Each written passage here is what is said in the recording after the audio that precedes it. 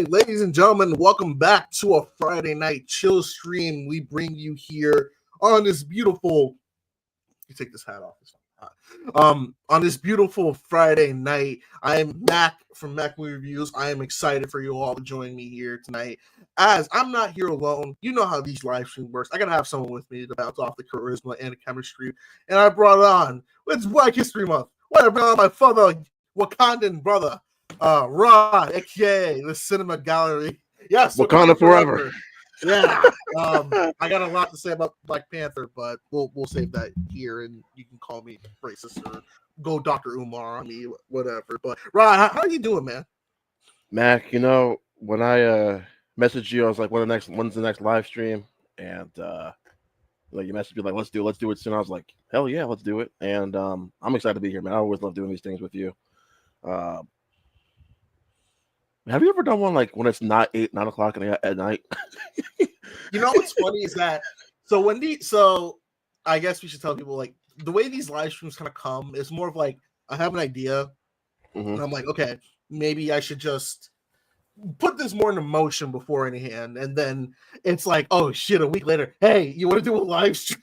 And it's like, what time? It's like 9 o'clock. You're like, are you kidding me? Because we were supposed to do this last week, remember? Yeah, that's what, because I remember that. I was like, we were supposed to do something because I had it for last week, Saturday. And something came to me. I was like, no, let me message Mac real quick. And so when he told me, I was like, okay, it actually worked out because I had shit going on last week. Or excuse me, I had stuff going on last week. So this actually worked out better because my tonight was clear. So I was like, yes, I get to hang out with Mac for our Friday night. It's gonna be a good night. Yeah, I mean, what else is on Friday Night SmackDown? I don't got USA the hell. Listen, I was watching. I was cleaning my kitchen and watching NBA, man. So I was straight up chilling. Oh yeah, Rod. Luka Doncic trade. What the hell? Mac, listen, you know how big of a sports fan I am, and Yes. I've seen a lot of crazy stuff in my life in sports. This might be the craziest, stupidest thing I've ever seen in my entire life, Mac. Now, my dad agreed to be a Lakers fan, so I was happy. But for about 2 hours, Mac, I didn't believe it was true. I seriously thought Shams were hacked. Shams was hacked. I was like, there's no way. And Matt, let me tell you, because I have League Pass, so I've been able to watch like the games that they aren't nationally televised. And so I know the first game it was televised. Second game, it's just weird, Mac. His first game as a Laker, I was like, nah, this don't look right. And like, I think it's 3 games now he's played. Yeah, still doesn't look right. Doesn't look right, man. There's already people saying that it's not working. And I'm like, A, he's coming off an injury, and B, he's still got his mind from getting traded somewhere. That's what I'm saying. The man is hurt emotionally. Oh yeah. I mean, he is hurt because he thought it was going to be a Maverick forever. And everyone thought he was. And like, even Mark Cuban, if Mark Cuban was still the majority owner, he'd be like, put a kibosh on that shit immediately. Oh, he would have been like, hell no. No. So he's hurt emotionally. He hasn't played since Christmas. No. I mean, and look, you got to figure out how to play with LeBron. That stuff takes time. It does. Like, I'm not going to, I'm kind of a realist when it comes to, sports and stuff. Realistically, I don't see it working until probably mid-March. I agree. When they start getting that flow together, by mid to late March, you'll start to see that flow coming. But it's gonna take some games, man. And if they play Denver tomorrow night. They might get the ass whooped tomorrow. But, they want to get that butt whooped tomorrow. But I'm always gonna support my Lakers. I'm happy because now we have something for the future to look forward to post LeBron. But for Dallas, I feel bad. I feel bad for Dallas fans, man. I hate everything Dallas because I hate the Cowboys. There's a conspiracy about the trade that I thought was pretty interesting. All right, let's hear it.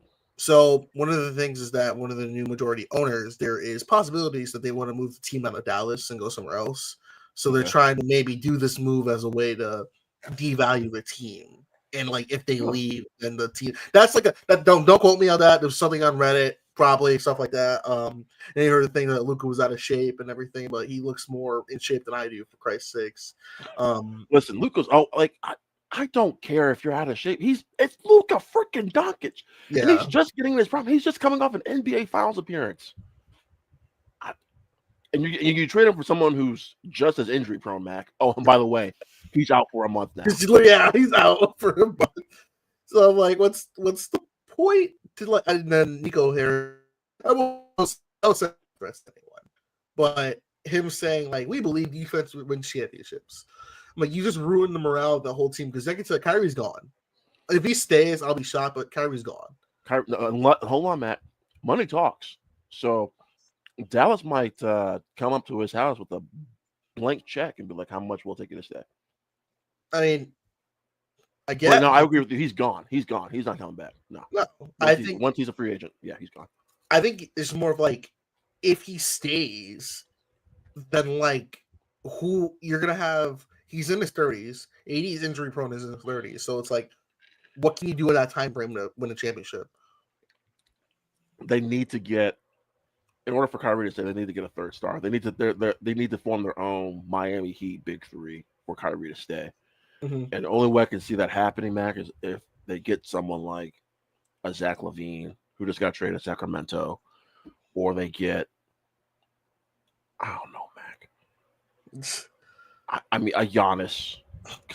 Now, if they get Giannis, because I don't think Giannis is staying in Milwaukee, man. No, he's gone. I really don't. But my kind of hope is, Mac, I'm not gonna lie. Once LeBron leaves, they go get Giannis, Luka and Giannis together. Oh my God. Oh, Mac. Woo! I don't want to talk about too much about sport. I know this is a movie show, but you got me started. And I just wanted to keep going. So I thought it's for my ramble there. Speaking of movies too, we are almost in March. We're almost 3 months of the year, which saying that out loud makes me feel like, damn, time is really fleeting. What movies have you seen so far this year, man?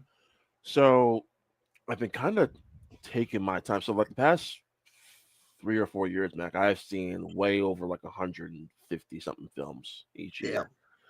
For like new releases. That's not including rewatches and all that stuff, right? So I'm coming to a new approach this year. I'm gonna scale back a little bit of how much I watch, because I'm really focusing on TV this year, Mac, and I think we're living in this prime age of television where we've got a lot of great shows. But I'm still watching my movies. I've seen 8 new releases so far this year, I think. And believe it or not, Mac, my favorite movie of the year is not an MCU film. So it's Steven Soderbergh's Presence that came out back in January, I think, Mac. Yeah, I don't know if you heard of Presence. So it's basically from the point of view of this ghost entity that lives in this house that this family moves into, and so it was kind of marketed as this horror movie, when in reality this is a straight up family drama with a supernatural element. And I'm kind of a sucker for family dramas, so this was like right up my wheelhouse. So we have that. I've seen that. I've seen Companion. I don't know if you've seen Companion yet. Companion was a lot of fun. Companion probably so far is my favorite movie of the year. You know, Mac, I'm looking forward to rewatching it, because I saw it with a buddy of mine, and we were both kind of like, we both really enjoyed it, but we're both like, how much are we going to enjoy it now that we know all the twists? So I want to go back and watch it to see if that same entertainment value is still there. But I'm curious to hear what you thought of it. Do you think that the trailer gave away too much? Because so I said that in my review. I said, oh, go ahead. No, go ahead. Oh, no. I said in my review, I thought that the trailer Companion, you already knew that twist of like, oh, she's a doll. I think that they were trying to do the same thing as T2 did when you saw that Arnold was a good Terminator. So do you think that the trailer gave away the twist too early, or do you think that not really? So I was very careful with this, because when I heard this was from the guys who did Barbarian, I was like, okay, I need to stay far away from the marketing as possible. So I saw that first teaser they did, and that was it. Yep. And so that first teaser, they still kind of gave slight hints of like what this could be about, but not really. And then, I mean, Zach, our buddy Zach messaged me. He's like, hey, saw Companion. Don't watch anything else marketing wise. Yep. I was like, okay. I'm glad I did. However, the first 15 minutes, they basically give away what the whole base of the movie. Like they were dropping subtle hints. Oh yeah, definitely. And I was like, okay, all right. I know what this twist is, and it's pretty early on. I was like, because by the way, she was just acting, Mac. I was like, all right, she ain't. There's something not right here. Yeah. So my biggest surprise in that movie though was Jack Quaid was amazing in that movie, man. Someone says he's really escaped the typecasting from The Boys. Yeah, he has. He has. I will say this though, Mac. If I see one more, I'm gonna curse here, Max. So I'm sorry. If I see one more goddamn trailer for Novocaine, I'm gonna be really pissed off. I am so sick and tired of that damn Novocaine trailer. Listen, you don't like the part where it's like, oh wow, ow, that was the worst pain of. I actually want to see that movie because it looks so. No, I do. Bad shit. But that trailer, when I was telling Rod before stream is that I completed the triathlon of movies. I went to the movie theaters all 3 days of this recording. I went Wednesday to see Captain America: Raging World, which is meh. Love Hurts Thursday, which was very bad. And then I saw The Monkey tonight, and that trailer came on tonight. And The Monkey was truly something. Like, okay, I remember Kristen, my good friend Kristen Misslingo, she saw it first, and she said it was disappointing. So I said, okay, maybe I was hearing through the grapevine that The Monkey was sort of not what we were expecting. So I was like, okay, Stephen King short story, let's see. Dude, I went in there, and this is like horror dark comedy, but it doesn't know if it wants to be horror comedy. I was laughing at the parts that I don't think I was supposed to be laughing at. It's funny. I was watching, Jeremy Johns, right? Yeah. Yeah. So, he was one of the first like film YouTubers I've watched, and I've kept up with him today. I love that guy. Truly respect his reviews. I feel like I know the guy or something, but I just been following him for a long time and just love his stuff. But anyway, he said something very similar to you, Mac, and was like, I was laughing at stuff I don't think I should have been laughing at. Yes. So I was like, I'm interested. So I told you before we started that I'm seeing Hard Eyes and The Monkey back to back tomorrow. So I'll be curious. I'm gonna hit you up as soon as I see The Monkey. Yes. So I'm really curious because I heard it's like a more batshit version of Final Destination. It like everyone in this movie is just a meat sack, and like It is funny though because you know why they couldn't use the symbol monkey. Wait, dude, in the short story, it's not the drums; it's the symbol, like the traditional. Oh, okay, symbol. Gotcha. But they wanted to use it, but Disney has the trademark because it's fucking Toy Story 3 with the monkey. Oh, right, yeah. And like I thought about that, and I rewatched Toy Story 3, and I remember folks like, "You want to get out of here? You take out the monkey," and I'm just like, and every time he's just like, like, okay, that's fun. I wish it was symbols. But it was funny with the drums, and every time I watched it, I was like, "Damn, what if this is the prequel to Toy Story 3?" Like when I first started about the monkey, the first thing I thought of was Toy Story 3. Yeah, because that monkey was so freaking iconic. So man, I still want. I had an idea for an episode for our pod when you and Kirsten want to come back on. Yeah. I want to do like was Toy Story 4 necessary kind of an episode. Oh, just like do a deep dive. You know how that's what I'm saying. I like a me versus you kind of thing. So I thought that could be fun. Since I've known you, we've talked about it. It's been like hinted. It's been like our showdown with like it really has been our showdown, yeah. So I think I might.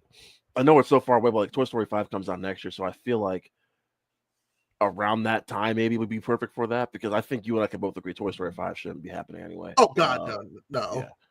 That's like I don't think Incredibles 3 should be happening either. Okay, so I know we got that big MCU tier list we gotta do, but I do want to. I think Incredibles 3 should be it. I'm good with it. You know why? Mm-hmm. Why? As long as they age up the characters, I'm good.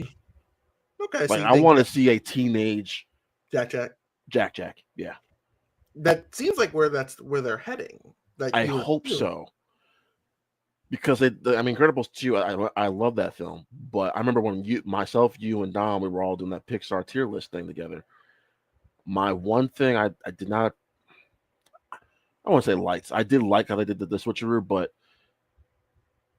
Incredibles 2 kind of is like Incredibles 1. They just switched up Bob and Helen's roles, right? So yeah, definitely. I just you can't do unless you're gonna put Frozone as in front and center. But no one wants to see that. Frozone's a great side character. He's not. I don't. I really want like the focus to be either one of the kids is just totally gone like a Pixar version of Brightburn almost. That'd be actually fucking awesome. Shit. I mean, I don't know if Pixar would do that, would go that dark, Mac, but I don't know. I can't. I wanted to do something different. I want them to age up the characters, Mac, and just do something different. I'm glad Brad Bird's returning, though. I mean, he's the right choice for this. He's the only choice I feel like Mac for this franchise. The whole Toy Story 5 thing, Mac. Honestly, Mac, here's the thing. I'm not even a big fan of this franchise. I would rather see a Cars 4 than a Toy Story 5. Truthfully, Cars 4. That's what they're gonna up for with Cruise being the new racer. And like Lightning McQueen was going to take Doc Hudson route. So it'd be like, okay, this series makes money. Why aren't we doing more with this? Yeah, because I mean, they still sell merchandise like crazy. So. Oh, yeah, definitely. But you mentioned. Oh, go ahead. No, I wasn't going to say anything, Matt. Go ahead. Oh, so you mentioned tier list. You know what we do here. And, before we get to this tier list, because the movie that inspired this one is on here. But today or tonight, we're going to do a tier list of every single MCU project, series, movies, and some stuff that's pre-MCU, like before we even knew what the MCU was. So we're talking like X-Men, Blade, and all that. But this was the new Captain America movie of Clarence. And it was something, That should be on the Blu-ray. This movie, something. It was something. And like this was like the first Marvel movie I saw that like no one was excited for. Like no one was like, "Man, I gotta go see Brave New World in theaters day one." I mean that was me, but I'm also really? blow hard, die hard MCU fan, so whatever. But anyway, well, I mean, like this movie was so many like reshuffles. It was originally going to be Serpent Society. It was New World Order, and changed the Brave New World. And then they cut out a lot of stuff in it. It really shows in this movie. So I don't want to, because I'm sure Brave New World's on the list. I will say this, Mac. I had more fun with it than I thought I was going to. This was actually my most anticipated film of the year because I love the Captain America franchise. It's my favorite comic book trilogy of all time, the original three. Yeah, even more than Nolan's Batman trilogy, more than Sam Raimi's Spider-Man trilogy. This is my favorite trilogy right here. It's the Captain America trilogy. And I think Anthony Mackie is great as Falcon, and we'll get into Falcon Winter Soldier later. I don't want to give all my thoughts. So I think this is a mixed bag. Now, overall, I think it's a mixed bag, messy, yet entertaining film. There was never a moment where I was bored, Mac, but I didn't walk away feeling like this was a special film. I just walked away being like, that was a fun action movie. And I saw it Thursday, Friday, Saturday, and Sunday. I probably have like one more screening in me left, Mac. I mean, listen, Mac, you should not be surprised, Mac. You look who you're talking to. But anyway, the more I think about the movie, though, Max, I haven't seen it. I haven't gone back to watch it this week. But like the more I've just sat and thought about it, the negatives definitely stand out, but the positives stand out too. So, like I said, it's a mixed bag. It's definitely a mixed bag. Luke, what's up, Luke? It's fun. Oh, my man, Luke. Thank you, Luke. You're my favorite. That made me happy. Thanks, Luke. Awesome. So yeah, just it's disjointed, Mac. The villain. Listen, the leader is one of the smartest comic book villains of all time, Mac, and he's one of the dumbest villains in the MCU. I mean, every time I see Tim Blake also mentions the holes where he's like D-I-G. What's that mean? What's that spell? Dig. And he's like, not Nelson is a very good actor. He's very talented. I love him in Buster the Ballad of Buster Scruggs. But every time I see him, I just think about the character from Holes. And like, I completely forgot. We'll get to the movie that he was in originally, and it's weird because this is like this is a sequel to both The Incredible Hulk and The Eternals. And Black Widow. Don't forget Black Widow. Yeah. Oh, and Black Widow, yes. Well, hey Matt, I'm not gonna lie. Before, babe, I don't know if it's me, but you're kind of scattered here. Like just yeah, you're a little. Let me see. I'm trying to figure out. Right, hopefully it's these ads on the site. I hate it. Okay, hold up a second. All right, we got it. Let me turn on my camera quality, maybe. Folks, do not get Xfinity Wi-Fi. It's fucking terrible. Luke said Brave New World is a Frankenstein's monsters of 3 movies when there's probably a good one in there. I mean, yeah, that's true. That's exactly. I agree. Yes. Yeah. I agree with everything Luke just said. There is a great movie in there. It's something that doesn't fully commit. Like, I don't know, like, I don't think it deserves to be called one of the worst MCU movies. Like that, too many people jump to say oh, this is the new worst one. But not when Thor: Dark World exists. Oh God, yeah, no, or even Eternal. I still hate Eternal. I don't. But all right, I think I got everything good to go. So let us bring up this list, and we are good to go. Rod, you got off the camera. What happened, buddy? Oh, I was just I told you I was gonna get a little tipsy tonight, so I'm just remaking my drink here. My hero. Glad he does that. I should screen and get this started. All right. Perfect. So I did, Matt, get the AMC Captain America cup. It's actually a really nice cup here. But oh, look at that! Oh, that is beautiful. Look at that tier list. I got the what do you call it? I have the the Falcon helmet. Oh, nice! Yes, they were sold out at both my AMCs that are near me. They were sold out of those Captain America helmets. Can't show booze. Yeah, that's true. I mean, I make no money, but just for a few reference, yes. So we got tier list here. If my camera can my internet, please. Is this good? Yeah, you're still a little muffled. For me, it is. I don't know if it is for Luke or not, if he's watching it, but you're just going in and out. Okay, hold up a second.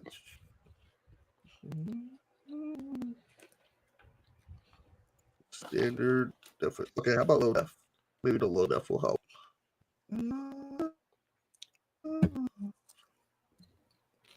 What order is this listed? My goodness, it is all over the place. It's all over. This was something I found. All right, but we got S, A, B, C, and D. So we will start off with Ant-Man and the Wasp 2. You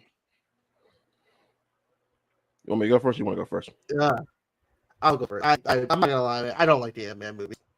I really do not. I'm still salty that we didn't get the Edgar Wright Ant-Man movies, but I think that the first Ant-Man is pretty good because that's still Edgar's script, but it just doesn't work for me. And for me, they just got worse and worse. In my, but the second was okay, I guess, but it didn't really do a lot to stand out for me. But that's just personally me. I put it in C. Ant-Man the Wasp is fun, enjoyable. I know I can see. I know what he's saying. I can see it. I know. If I have tears, there's gonna be a lot of these. He said, Luke said, I can see it. Wow. I wear Wow. glasses, right, but I hate that blood. I hate that blood. You know what, Luke? I take back my earlier comment. You're not my favorite anymore. Ant-Man and the Wasp. Interesting film, Mac. You know, I think the best thing about this movie is the post-credit scene. So, Oh yeah, that's right. because it ties back into Infinity War. It's a fine palate Mm-hmm. cleanser if you watch after Infinity War. It's fine. Um, but then if you watch it like Ant-Man and the Wasp: Quantumania, this looks like The Wolf of Wall Street. So I Oh mean, god. I'm fine with putting it in a C. I probably give it like a B minus C plus, but I'm good with putting it in the C tier. It's fine. Yeah, I agree too. And you know what I'll even do? I put the first Ant-Man movie in B because it is the first Ant-Man movie is a real like fun heist type movie. Yes. Like it still has fun, and also Michael Pena's character, great A, spot on. Mm-hmm.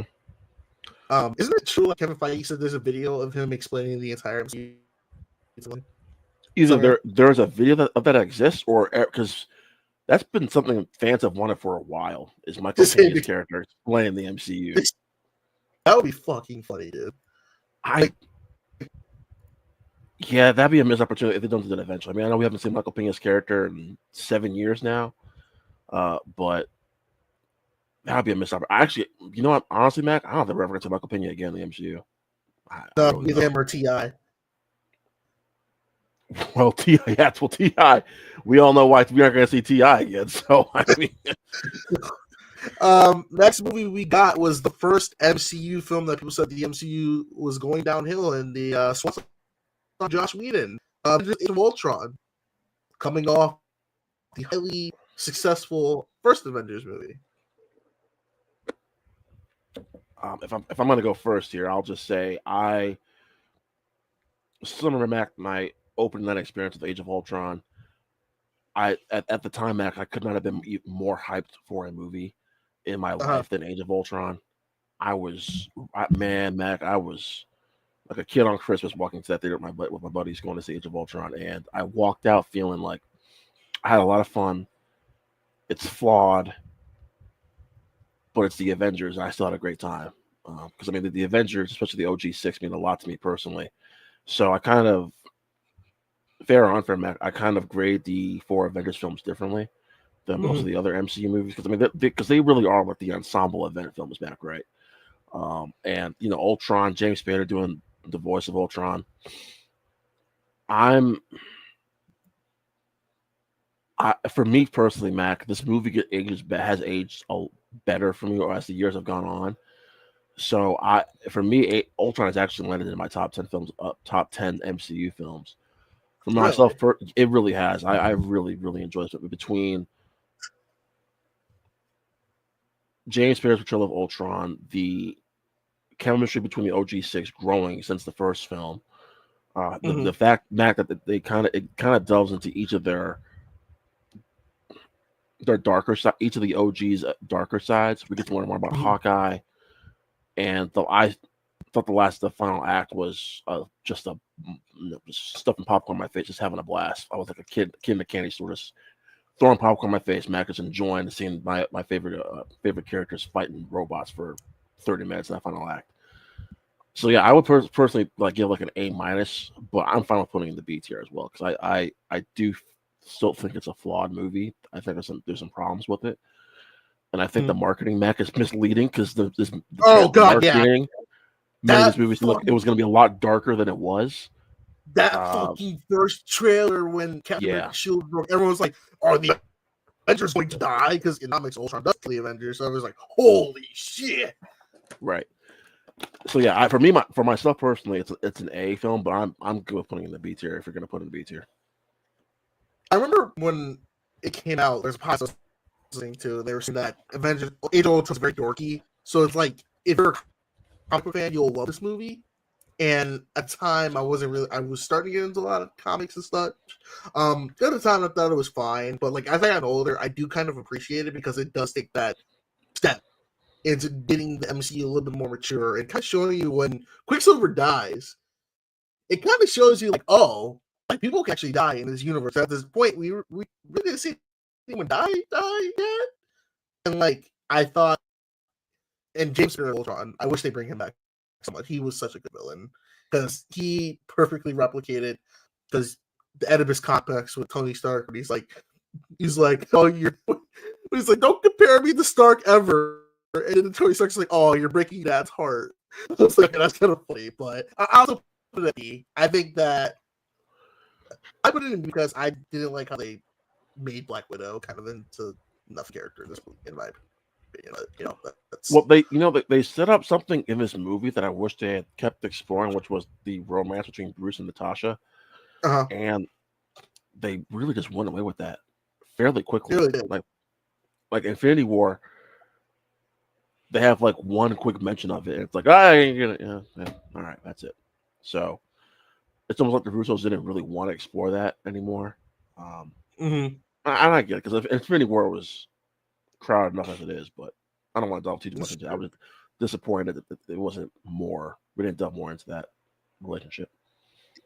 Yeah, and speaking of Infinity War, that's the next film. Now, I got a hot take.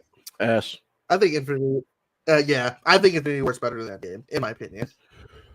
Mac, you really just want to just grind my gears today, don't you? Yes. But anyway, I will say this, Mac, about it, because I've said this on my pod many times. Infinity War is of the 4 Avengers films, is the best made Avengers film. Period. End of story. From villain, pacing, action, performances, this is the best Avengers film. It's not my favorite. It's my second favorite, but it's also one of my favorite films of all time. This film is perfect to me, Mac. This was everything we were kind of waiting for. They had one job. They could have gotten everything else wrong, but they needed to make sure Thanos was. They needed to nail Thanos as a villain. And Mac, I walked away from this movie being like, everything was perfect. I have yet to watch a movie, Mac, where Thanos is not the best comic book villain of all time. I know there's some Heath Ledger Joker fans out there. I listen, I get it. Thanos to me is the best comic book villain of all time. Because I was able to emotionally attach to what he was doing in his journey into collecting the stones. They did a great job of his backstory with Gamora. And Mac, I feel like Josh Brolin doesn't get enough credit for his performance either.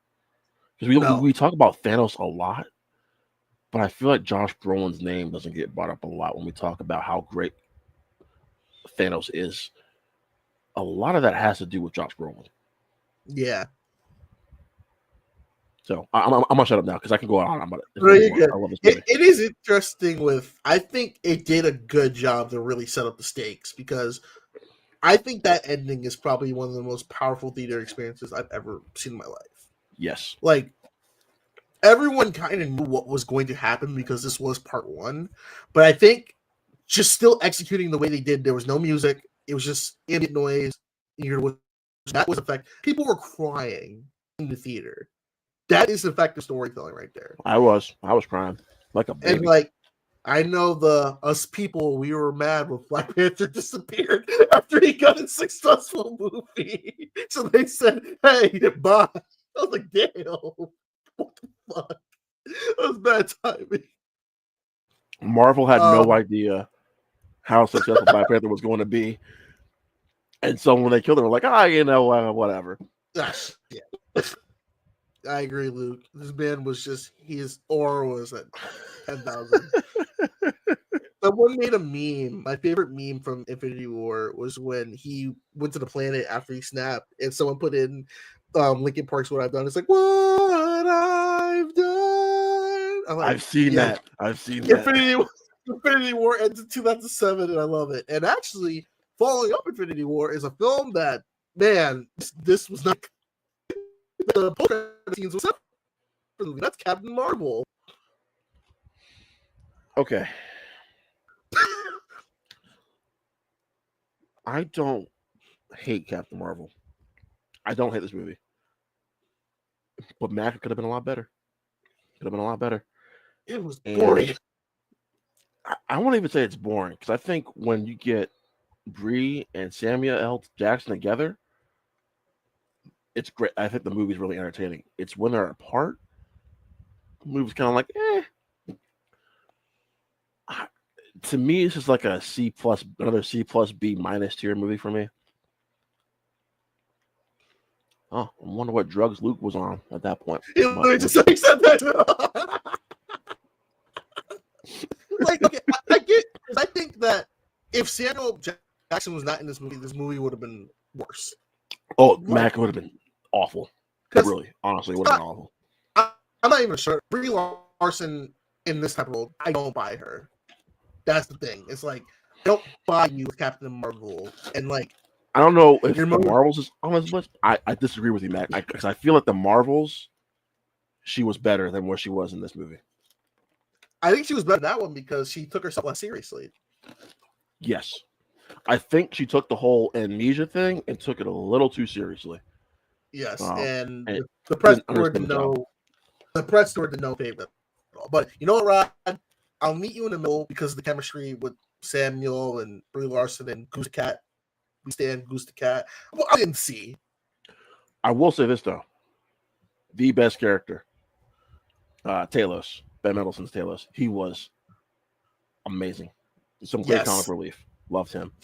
And then Secret Invasion did the stupid thing and just killed him. And what we have next is an S tier movie, Winter Soldier. Yeah, a perfect film minus about 5 minutes. There's about a 5-minute sequence in here, Mac, where I was like, I don't know why this is taking away my enjoyment a little bit. Other than that, it's a perfect movie. No complaints at all. My favorite thing from this movie was the meme of Steve Rogers being racist when he looked at the black guy in the elevator sweating. And out of context, it looked so bad. I was like, oh no. It's the face he makes. He's like, he's like, the fuck are you doing here? But I love Winter Soldier. Like, I saw this in the 14. At the time, I was like, oh man, this is a little boring. But as I got older, I realized this is a very smart political espionage action film. And it does a great job of not only introducing Falcon, but bringing back the Winter Soldier with Bucky and kind of growing. Chris Evans continues to grow as Captain America. Like, he becomes like, I feel like with this movie, he becomes the lead of the MCU up until Endgame. Well, I mean, Robert Downey Jr. was the lead, but you know. Oh yeah, you know what I mean. I feel like Chris Evans took the mainstay. I'd say. No, I mean, I was just joking there, but like, because I feel the MCU up until Endgame or after Endgame, it was really the heart of the MCU was always Downey and Evans. They were the hearts. And to me, Mac, like you were saying, this is the movie where Chris Evans became Captain America. Yep. I believed it in. I was believe he was Steve Rogers. Like he sold me that Steve Rogers pretty early on in the first Avenger, and then the Avengers movie. I was like, yeah, I mean, he's basically doing what he did in Captain America: The First Avenger, but you know, he's interacting with all the other Avengers, and it's great. But here, Mac, I mean, he's given a really sharp script. His action sequences are stepped up times 10. And I think, Mac, even in this film, he's given a lot of great emotional moments. He is. But my MVP of this movie, Mac, is not even the title star. It's Black Widow. It's Natasha. Scarlett Johansson's performance in this is perfect. I love her in this movie. Everyone said after this movie, like straight after, it should have been Black Widow movie, not 7 years later after she's dead. I mean, because you think about Iron Man 2 and somewhat the Avengers. Well, no, more Iron Man 2. She was definitely sexualized in Iron Man 2. Oh, where she was basically eye candy. The Avengers, she had his best suit is the one. This is a sharp suit. I do like the suit. I love it. Luke is spot on. This is why I love Luke. Luke is spot on with that comment. What was I saying? Yeah, and then also this is probably Mac my favorite Nick Fury portrayal. Also, his he gets to be Nick Fury. Yes, and then that conversation with him and Cap on the elevator as they're going down and look at the at the helicarriers, and he's talking about like his granddad. I was like, I love this Nick Fury here, and Maria Hill gets a little bit more to do. And speaking of Captain America, Mac, our introduction to Sam Wilson, which was perfect, by the way. On your left. But yeah, this to me was the Chris Evans, Scarlett Johansson show, and it was perfect. Agreed. And that leads to the first Captain America movie, the first Avenger, which everyone was scared because Chris Evans, he played two different comic book people before. He was Johnny Storm, and he was the guy from the Losers, and people weren't sure they were going to buy him as Captain America, but the director, Joe Johnston, I love The Rocketeer. I love this movie growing up, and I still love it. I will say it's one of the best MCU movies. No, because there's still little cliches of it, but I still think it's a fun origin story for Captain America. So, Mac, I have like a list of most underappreciated or like / underrated comic book films of all time. This is on my list. This film is severely underrated. This is a perfect origin story for Steve Rogers. My main issue with this movie, Mac, is they do a montage of like Cap's best moments, and it still bothers me when I go back and rewatch it. I'm like, why are we montaging to the best stuff? But let me tell you something, Mac. I don't know how if I can convince Tommy Lee Jones to come into the MCU still, but they got that grumpy old bastard to come to the MCU, and it worked so well. And Chris Evans and Haley Atwell, Mac, come on. Steve and Peggy, that chemistry, perfect. Loved it. Yeah, to me, this movie is just severely underrated. There's so many great things. There's so much to love about the first Avenger. From Chris Evans' portrayal, Sebastian Stan's introduction, the introduction of Hydra. Red Skull's a very underrated villain. Yeah, I have no problem with this. And the ending, Mac. Heartbreaking. Yes, oh my gosh. Heartbreaking. Yeah. And then the perfect post-credit scene ties right into the Avengers. It's a perfect kind of like build up to the Avengers. Why didn't he use a parachute? Shut up, Brody. You ever see how it ends up? It's like, he was like, "Are you gonna need a parachute?" No, can't do it. Like, you're not even gonna try to find it. No, I got it. I really was looking for it. I don't think you don't want to commit to this. I don't know why they deleted that scene from the movie. That was I love that scene so much. I'm assuming you've seen the deleted scene, Mac, with Rhodey and Oh no, you haven't seen. So there's a deleted scene in Endgame when Rhodey and Steve are literally talking about what happened in the first Avenger with the bombs on board and everything. And so Rhodey ends the conversation with, You couldn't have just took a parachute, something as the plane was crashing, and the screen just goes to black. It's just the perfect kind of, because Rhodey's saying the same thing we all want. Like, why didn't you just parachute? Yeah, but plot convenience, Mac. That's it. It's whatever. Anyway, I'm sorry. Luke says there's a high beat for me, but the mega rewatch has been called.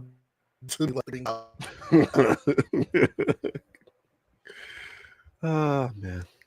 Well, let's round out the original trilogy with Avengers 2.5, aka Civil War. Man, this is the film that introduced us to T'Challa and Spider-Man. If I hear one more goddamn person say Avengers 2.5, I'm gonna lose my shit. This is clearly a Captain America movie, full on, full through, but whatever, Mac. S tier, Civil War.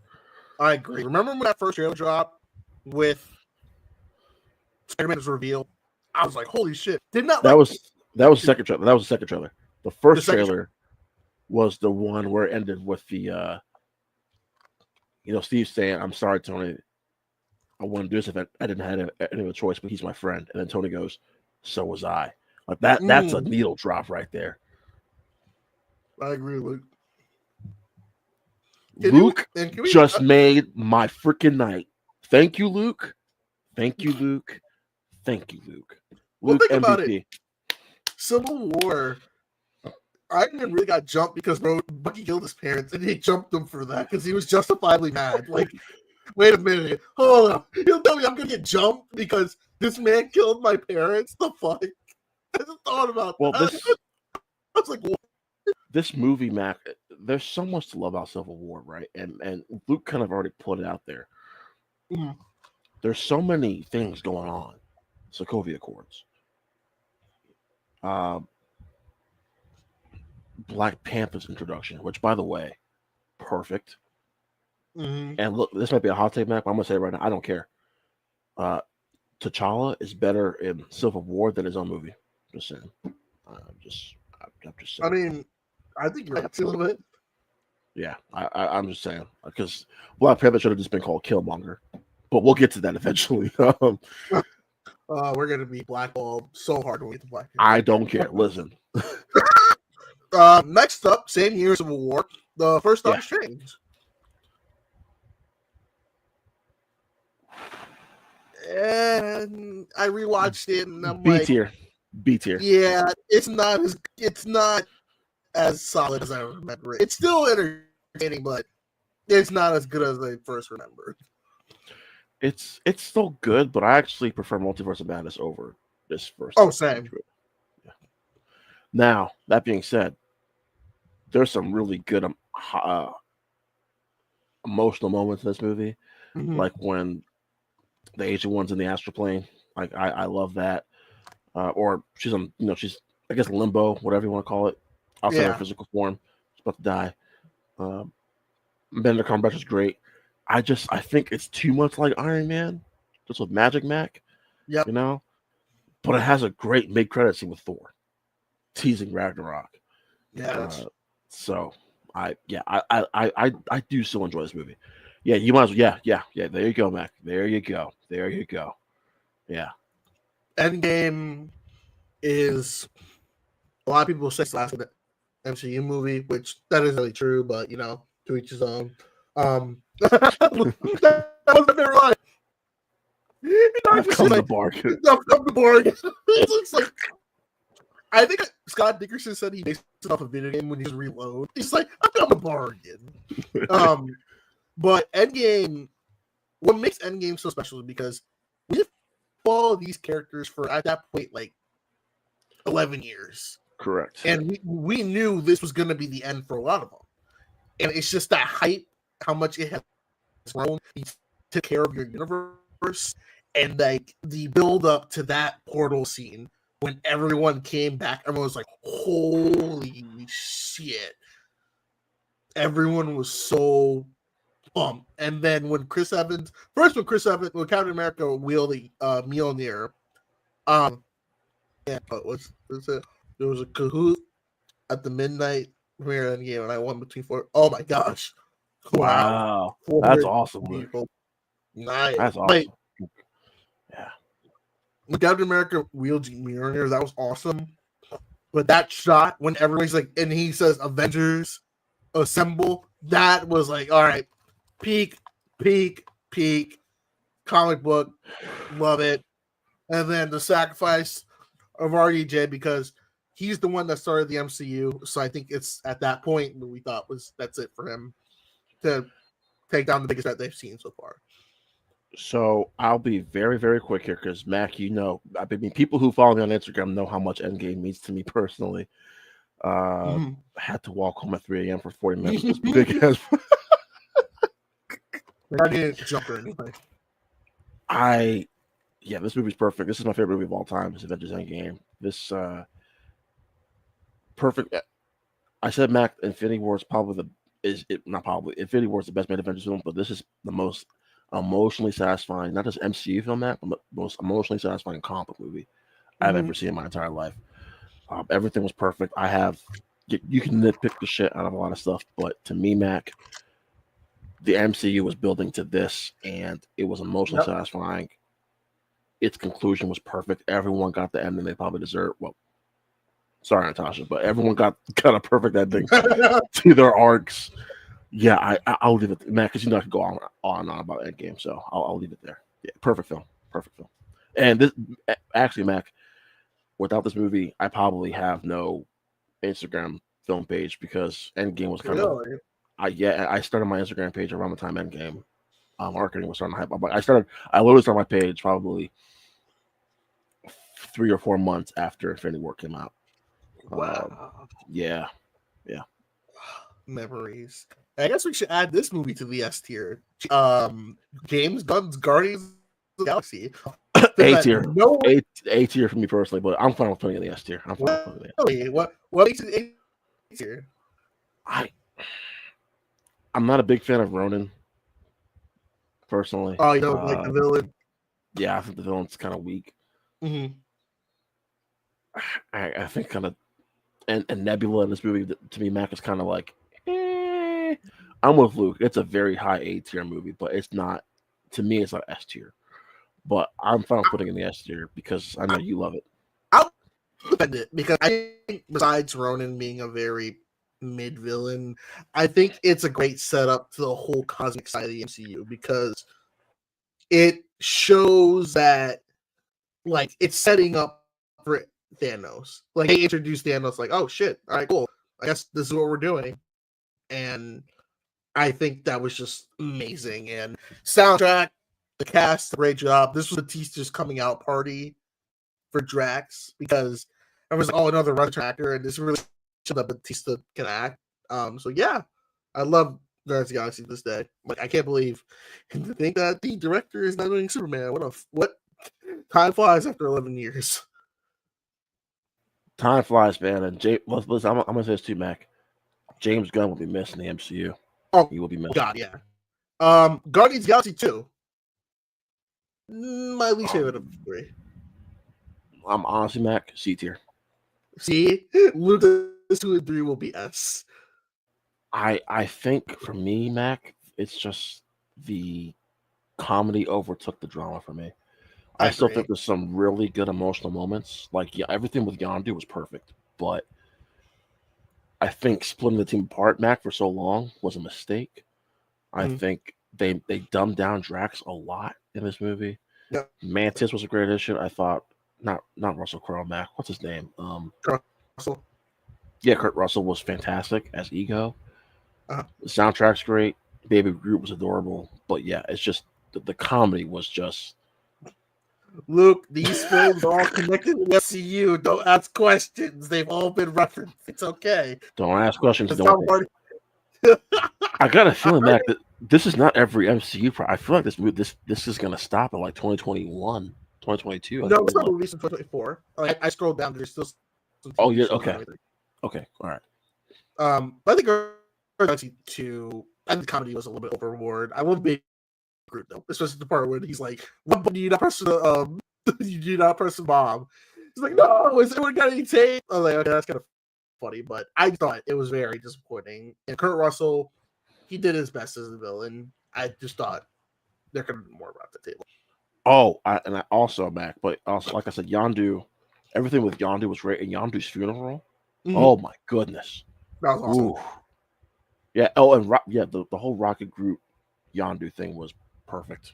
That pairing was amazing. Next up, we got Spider-Man: Far From Home. I probably B plus A minus. I think Jake Gyllenhaal steals the show. I think Ben and I talked about this recently on our pod. It's a fun movie. I think it does take a minute to get going. I do enjoy the kind of coming of age aspect, Max. I did appreciate the first act, maybe more than my counterpart did on my podcast. But everything with Jake Gyllenhaal was perfect. Tom Holland continues to grow and becoming Spider-Man, not Iron Boy or whatever people call him. Iron Boy. Yeah. So Mac, to me, this was a fun Spider-Man movie. Probably the perfect film to come out right after Endgame. Oh, definitely, Mac, yeah. This movie features my favorite post-credit scene ever, with the Peter Parker's identity, which I don't know why this didn't include in the end of the movie instead of it being a mid-credit scene. Can you imagine that, Matt, like using the bathroom and you come back and everyone's freaking out, like, what I miss? Oh, you had to be there. I did like when he's like, what the? And they just cut out. Like, all right, that's a good repeat of the first. I like when No Way Home picks that up, like right after. Yeah. Oh god, because it felt No Way Home had to definitely be like a continuation of that because I think people glaze Far Home a little bit too much, but I think it has its moments, and I think post Endgame, it was a good follow up to kind of keep the story going. Yes. Next up, we have Edward Norton's The Incredible Hulk. Okay. I'm hovering between C and B.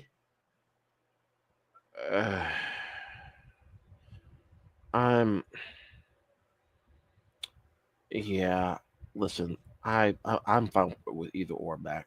My thing with this movie is I don't really care for the human stuff. I'm here for the Hulk action, and the Hulk action is a lot of fun. I think Edward Norton's a good Bruce Banner Hulk, but I found the human stuff kind of boring. I'm not gonna lie. I think Thunderbolt Ross was great as. Wait, Thunderbolt Ross was great. William Hurt was great as Thunderbolt Ross. Yep. And the Hulk Abomination fight was fun. Oh, that was the best part of the movie. Well, actually, I think the Hulk fight at the university was my favorite sequence in the entire film. To be honest with you, but yeah, it's because we recently did a Hulk 2003 versus Hulk or the Incredible Hulk episode. Oh man, shit. Yeah. This movie has. Go ahead. There are people who defend Ang Lee Hulk like very hard. They say that it's the best Hulk movie we got. I can't argue with. Well, I guess I can, but there's a certain style to that movie, Mac, that I can latch onto more than I can latch onto the Incredible Hulk. I just think this movie gives us better Hulk action. I think 2003's Incredible Hulk movie gave us better human drama. Mm-hmm. So it's kind of like pick your poison here. Which one do you want? So I like Edward Norton's. I like the ending too, where it shows kind of hint of what Mark Ruffalo did in Avengers. He's like, I'm always angry, and he learned to control it. Which would have been interesting to see how Edward Norton would mesh with the other Avengers, but who knows? Maybe we'll come back like multiverse or something. He won't. I don't think. I think Edward Norton did the same deal with like Terrence Howard. I think it was a money thing. I don't think it was. I think it was more Edward Norton he's a perfectionist. So there was a lot of like post editing stuff too that it's either Kevin Feige's way or the highway, pretty much. Oh, okay, so it's like I said, money thing. Yeah. But never said ever. I don't know at this point. Iron Man 2, I would put that in C as well. What a disappointing sequel. Disappointing, but there's still some good takeaways. Downey, Sam Rockwell. Yep. And the Monaco racetrack sequence was fun. That's about it. Oh, and Tony and War Machine going at it, fighting the robots and stuff at the end that's about all I got back. Who says Iron Man 2 is underrated?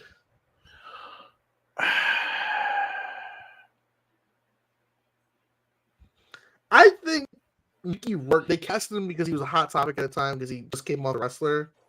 And he was fine as Whiplash. I do agree with Luke. They need to bring him back for Armor Wars because he's still in prison, but he can get out if he wants to. Oh, so you guys haven't heard about Armor Wars then? Oh. It got delayed, right?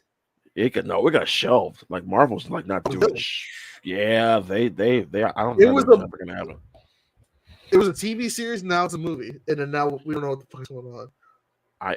If that movie ever comes out, it's gonna come out during the Mutant Saga, and I don't know where they're gonna have room for the Mutant Saga. So I wouldn't really get my hopes up for Armor Wars to happen anytime soon. Just saying. Damn. Oh well. But on to Iron Man 3, directed by Shane Black, who did Last Action Hero, which I'm a big fan of. But Iron Man 3, very controversial because this Iron Wars is both in development. It's not. There is no. It's in limbo. Iron Man 3, I remember it was very controversial because of how they handle the Mandarin. So yeah, there's that. It's a fun summer movie. Like, I thought it was fun. I have a hot take. This is actually my personal favorite Iron Man movie. Really? I love what they did with Downey, exploring PTSD after what he went through in the Avengers. I think I love the evolution of Tony and Pepper's relationship. I love Don Cheadle in this. The Iron Man action was highly entertaining. I think I love the suits come out at the yes. end because I remember my favorite one was Igor. I just bulldozed through the containers. I remember they played that trailer over again on Disney Plus on Disney Channel. I was like, I need to see this movie. Mm-hmm. Oh, really? Which part? You know what? The one who was on the hill or in the water? You know what, Mac? My podcast buddy, Ben, my co-host. Mm-hmm. Iron Man 3 was also his first MCU movie in theaters. Really? I know. It just shocks me when he shocked me when he said that. So he's seen that from Luke. I'm like, damn, y'all got on the MCU bandwagon late. Damn. They used to frame the dyed leather armor. That's awesome, man. Oh, that is cool. I'll put it in the B tier. It's still a fun movie. I didn't have a problem with the Mandarin twist. I do think though, Mac, there's still some things holding it back. Like Guy Pearce was like, whatever. Yeah. I don't know. I could have done with that. So and Rebecca Hall too. I was like, I loved her character. I just why kill her? Why? Yeah, I was like, she did nothing. I mean, they could have used her for the Avengers. Like I don't know. But anyway, we can move on. Well, moving on to the first Iron Man movie. And listen, Rod, you said 3's favorite, but this is going to S tier. I have no problem with being in S tier. No problem because at all. This was the first MCU movie, and this was born in the universe. We had no idea. You did not know unless you went to the movies. You saw the after credit scene where Samuel Jackson says, "I want to talk to you about the Avengers Initiative," and I think that's a lot of the compliments from the early MCU movies is that they said it's a universe, but at the time they were all self-contained. Like with the first Iron Man movie, you're like, okay, it's a bigger universe, but it still feels like it's just him. Until we get like Iron Man 2 setting everything up. Like it's a self-contained movie, a well-made origin story. And I love Jeff Bridges as Obadiah Stane too. Great villain. So I will say this.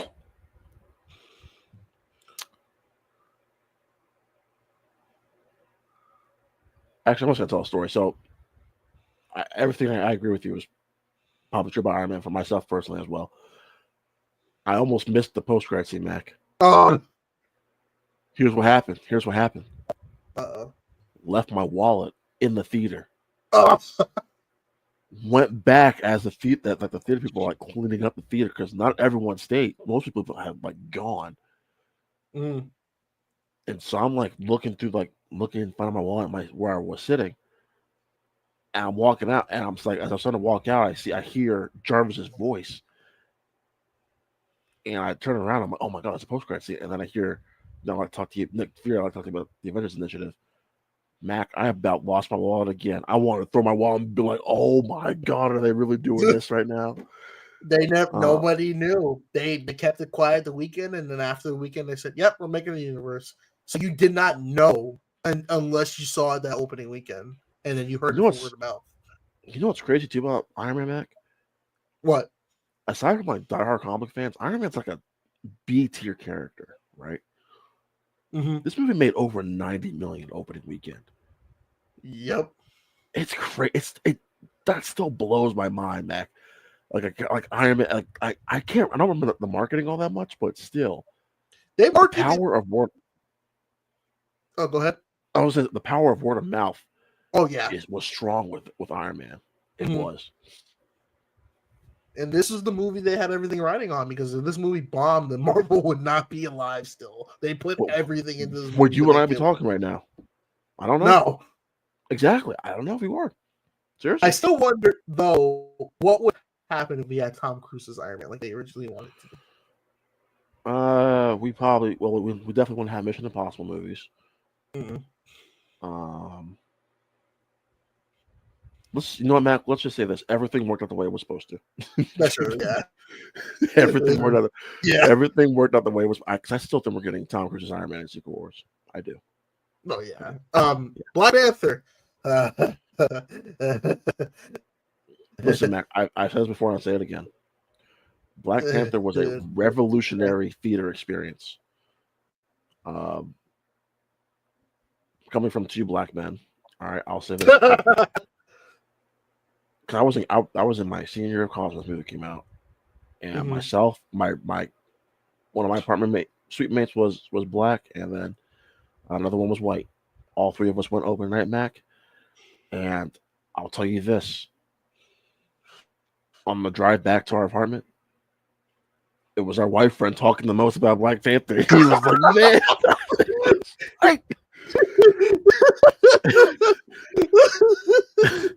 but Mac, I mean, I'm sure you can probably have stories from your experience seeing Black Panther. That opening night, Mac, every person looked like us was either dressed up in a certain way, like little kids dressed up as black." I said,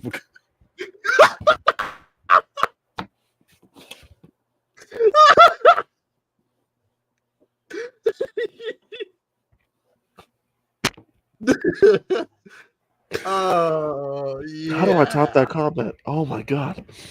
No, I can agree. Listen, Black Panther. It's God. I'm sound like a coon right now. Black Panther was fine. It's a very pretty movie. I think John Boseman gave a great performance. What we know now, what he was dealing with, it's even more commendable what he was able to do. Yes, that soundtrack was Fire. amazing. Fire. Oh my god, like that, all the stars. Oh my god, that song is such great. Oh my gosh. So good. Killmonger should not have killed him off. No. Generally, a very great villain. And the thing about it is, like, if you really think about it, he really wasn't a villain. Like, he was just, in a way, a more radicalized version of T'Challa. He cared about Wakanda. He was, in a sense that he was going about his ways the wrong way, right? He was more of the violent route. T'Challa was more of the kind of peaceful route, right? So in a way, he was still the villain. But I agree with you, and I think this is one back. I want to see if you agree with me on this. This is one of the five best acted, one of the five best acted ensembles in the MCU right here. Oh this god, right yeah. This team, like Ryan Coogler, the amazing director. I can't wait for Sinners in a couple months this year. He just brings out the best out of everyone. Like, this feels like the most well acted film in the entire MCU. Like, everyone puts in a performance. That's my opinion. But do I think it should? I think Wakanda Forever is better, but we'll get to that. Yeah. I don't think it should have been nominated for an Oscar. That's where I had the problem. Like, okay, guys, Mac, we know why this was nominated for an Oscar. Exactly. It wasn't even the best comic book movie of that year. So, no. Yeah. That was Martin Freeman's character. I thought he was great. He was a great outsider into this movie. He was great. But yeah, Mac, what I wanted to ask you was, as I was going off my tangent, I'm sure you had an experience going to see Black Panther. What I was trying to say was, before Luke had that comment, was forever. Just seeing like young, black kids looking like us, Mac, and young and older African Americans in that theater opening weekend, just excited for a comic movie, and hearing that, because I talked to my parents that weekend too, like. My parents don't like comic movies, but they went out to go see Black Panther. That was special, Mac. To me, that was special. Now, before this, where was the support for Blade? Where was the support for Luke Cage? I swear, y'all coming in with these goofy ass dashikis in Black Panther.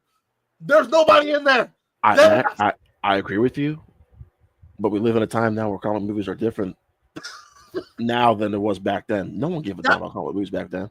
That was my problem of, like, oh, this is the first black, like, nation. Like, yeah, we had Blade, we had Luke, and, like, I will say, this did a great job to bring the generation together, because a lot of folks did grow up reading Black Panther. My dad is a huge Black Panther fan. He was the one that told me that he was married to Storm in the comics. I was like, oh, I didn't know that. I didn't know Black Panther is so tied into the X-Men.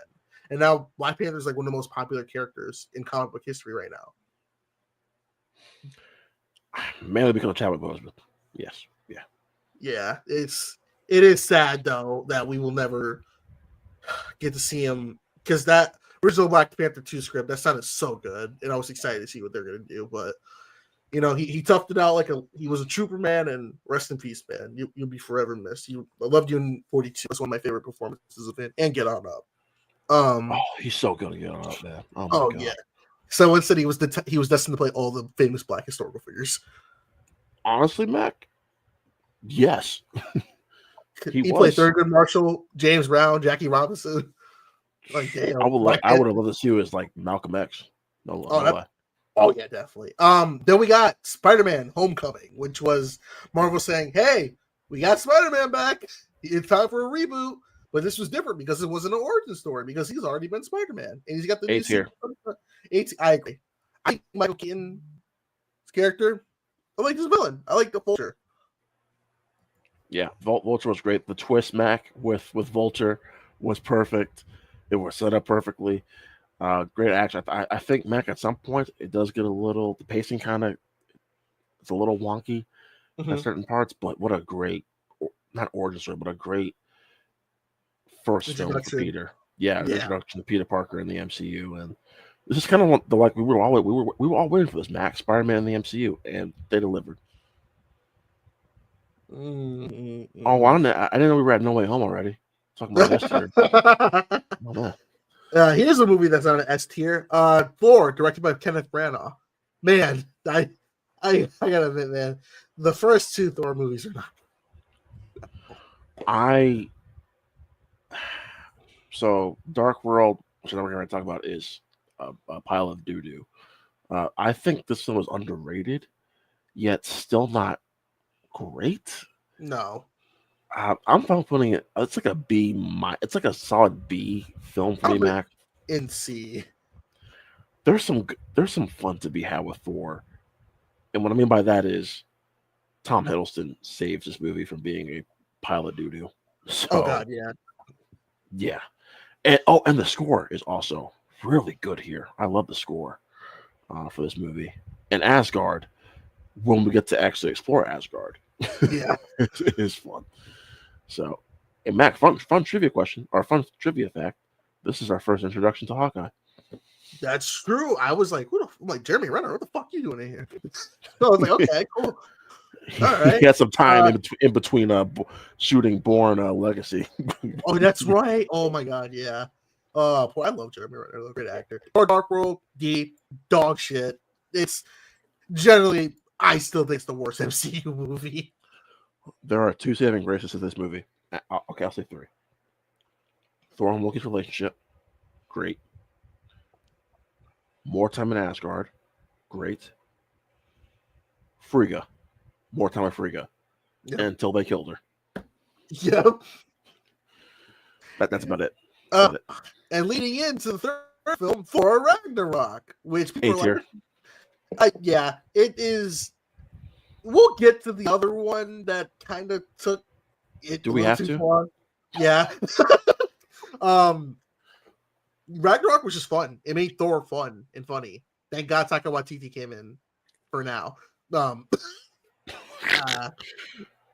Yeah. But moving on, we got Avengers, the 2012 one, the first team up of its kind. Yes. I saw this in theaters, dude. I was like, yo, so that shot when they're in New York and it does the pan of all of them in the circle, one of the best shots in cinema history. So Matt, can I piss you off for just a minute here? What? This was one of the two films I got to see at midnight. Oh, lucky man. It was one hell of an experience. One I'll truly never forget. And yes, I did go to the premiere dressed up as Nick Fury. But anyway, don't you say anything, Mac. Don't you say anything smart now. What was funny though was, Mac, the mid-credit scene teases Thanos, and you could tell in the audience who was a comic book fan and who wasn't, because the people who were like me, like, yeah, Thanos, were like cheering. People who didn't know who that was like, who the hell is that? Who's this purple guy? Why does he say he'll do it himself? Yeah, he's like, who? So that's before they knew his wisdom. And the Schwarmer scene, Mac, was loved it. Mm-hmm. Loved it. Yeah, this movie's perfect. This is the perfect team up movie. Yes. Now we got our first TV series, WandaVision. S. Really, I didn't like WandaVision. I'm sorry. You what?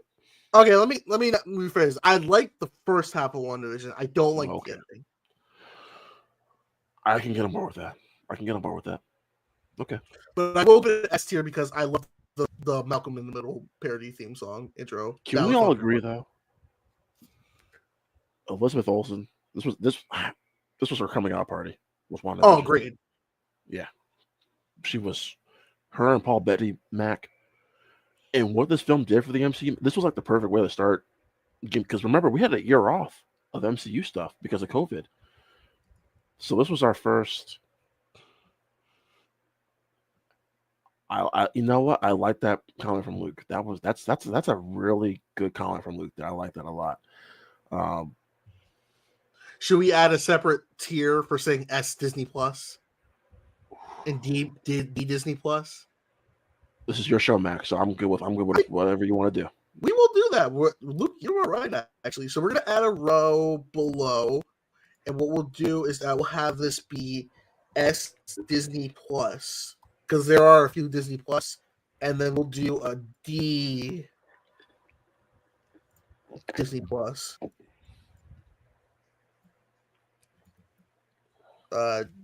D. Oh God, what have I done? What'd you do? That's what Luke said. Oh, okay. He's like, what have I done? He just made this all more confusing for people. Oh wait, hold up. D Disney Plus, and then this is just D. Okay, perfect. All right, WandaVision, it's S tier Disney Plus. Yep. And as I have to zoom this out now because we have a lot more fucking tiers. There we go. All right. Yeah, I like first half of WandaVision was good. I did like how they brought back Evan Peters as Quicksilver, and it made everyone so fucking confused. It was still fun though. Still fun. I can tell you what's in the D tier for me. Wow. Really? This show was not it for me. This was so people glaze the fuck out of this show so much. I don't get it. So I'll say this about Falcon Winter Soldier. I don't think it's a D tier show. I don't think it's S tier either. This was actually back. I was looking forward to this show more than WandaVision. I think there's a lot of good and there's a lot of bad with this show. I think the good is the performances, the character work between Sam and Bucky and Zemo, and the action was fun. Like the first episode with the aerial stuff, Mac, for a Disney Plus show, that was quality action. I agree. But again, 6 episodes, not enough time to develop villains. The fact, Mac, that we had the fact that they were trying to act like Sharon as the power broker was a surprise, Mac, when we all knew Sharon was the power broker. I was like, why are we trying to hide this? She's clearly the power. So for me, it's like a B tier, but I can't totally agree with D Disney Plus. I think they're that's safe for like Secret Invasion and stuff like that. So, I mean, if we got to add some other tiers to here, B Disney Plus. Might as well add a C tier for Disney Plus also, Mac. Oh, that's true. Yes. So at row below.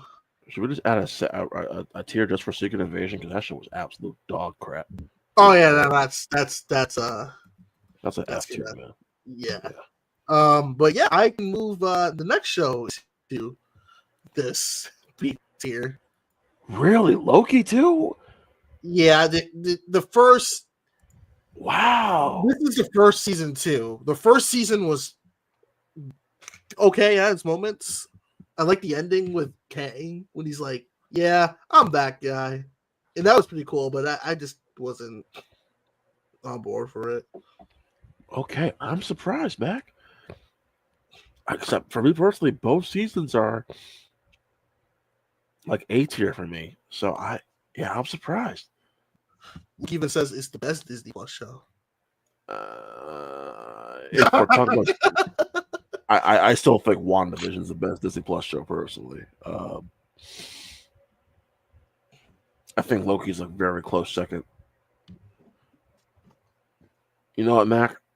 If it wasn't for that season 3 of Mandalorian, oh my god, I'd probably say Mandalorian be the second best, but I probably say Loki is probably the second best Disney Plus show. Yeah. Next thing we got Shang-Chi, a movie I never watched. I was not interested in Shang-Chi. I just slapped the crap out of you right now. Anyway, for me, this is an S tier. I love this movie so much. This is, to me, is actually my favorite origin story. And Simu Liu is like my new Tony and Cap of the MCU. I love his character so much. Just as an MCU. Andor probably takes that. Oh, okay. Andor was great. I do like Andor. Okay. All right. You one of those people. Okay. Yeah, for me, Shang-Chi is S tier. I love it. So I love this movie so freaking much. The action, the fight choreography, the relationships, performances, it's all perfect. Ooh. You know what, Luke? I've just had about something today. Really just. If you want to talk about a film that's formulaic, how about Black Widow? I'm going to put this in the B, C tier. One of those two. I'm good. Yeah. We're going to see because way too late. It has a weird timeline. I mean, it introduces David Harbour. I love him as Red Guardian. That man is fucking awesome. I think it's just that is, yeah. I just think it really wasn't. It was very cliche. They wasted Taskmaster. Taskmaster is one of my favorite comic characters of all time, and just boring. Very, very boring. I think there's some highlights here. Yelena, Red Guardian, Yelena and Natasha's relationship. Some of the action was fun. I actually think the first 2 acts are very solid to not perfect, but pretty close to for me. But the third act, it all falls apart. The whole free fall action sequence, the waste of God, yeah. Dracoff was a waste. So I'm good here. I think I'm okay with this film coming out after Endgame. I just think it could have been better. I think they set up a lot of stuff that could have been really interesting, and they kind of just sped through a lot of the interesting stuff. But the family dynamic, like let's say at the dinner table, it was pretty good. Very well acted scene. But moving on to another Disney Plus show, What If? All right, so if we're talking about all 3 seasons, Mac, I'm going to say C.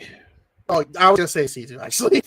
Yeah, I'm one of the defenders of What If, and I like Marvel Zombies the episode the most because I think that story is really great. I can't wait for the series to come out this October. Yes. But the way the ending is so fucking fumbled. You mean the Captain Carter ending? Yeah, it was. Yeah. Luke, shut up. Fuck you. What did Luke say? He said, "What if we didn't?" I think. So I'm back. I want to see if you agree with me on this, and maybe Luke too, if Luke's still here. So, I think season 1 Mac has good episodes, but it's very inconsistent. Yep. Season 2 is the best. Season 3 is wasted potential. I think it's a lot of people because I see on TikTok they're like season 1's good, 2's great, and then 3 is just off the rails. Listen, I love Haley Atwell. I love the Captain Carter, but they just went full force with the Captain Carter thing, and it started to really annoy me.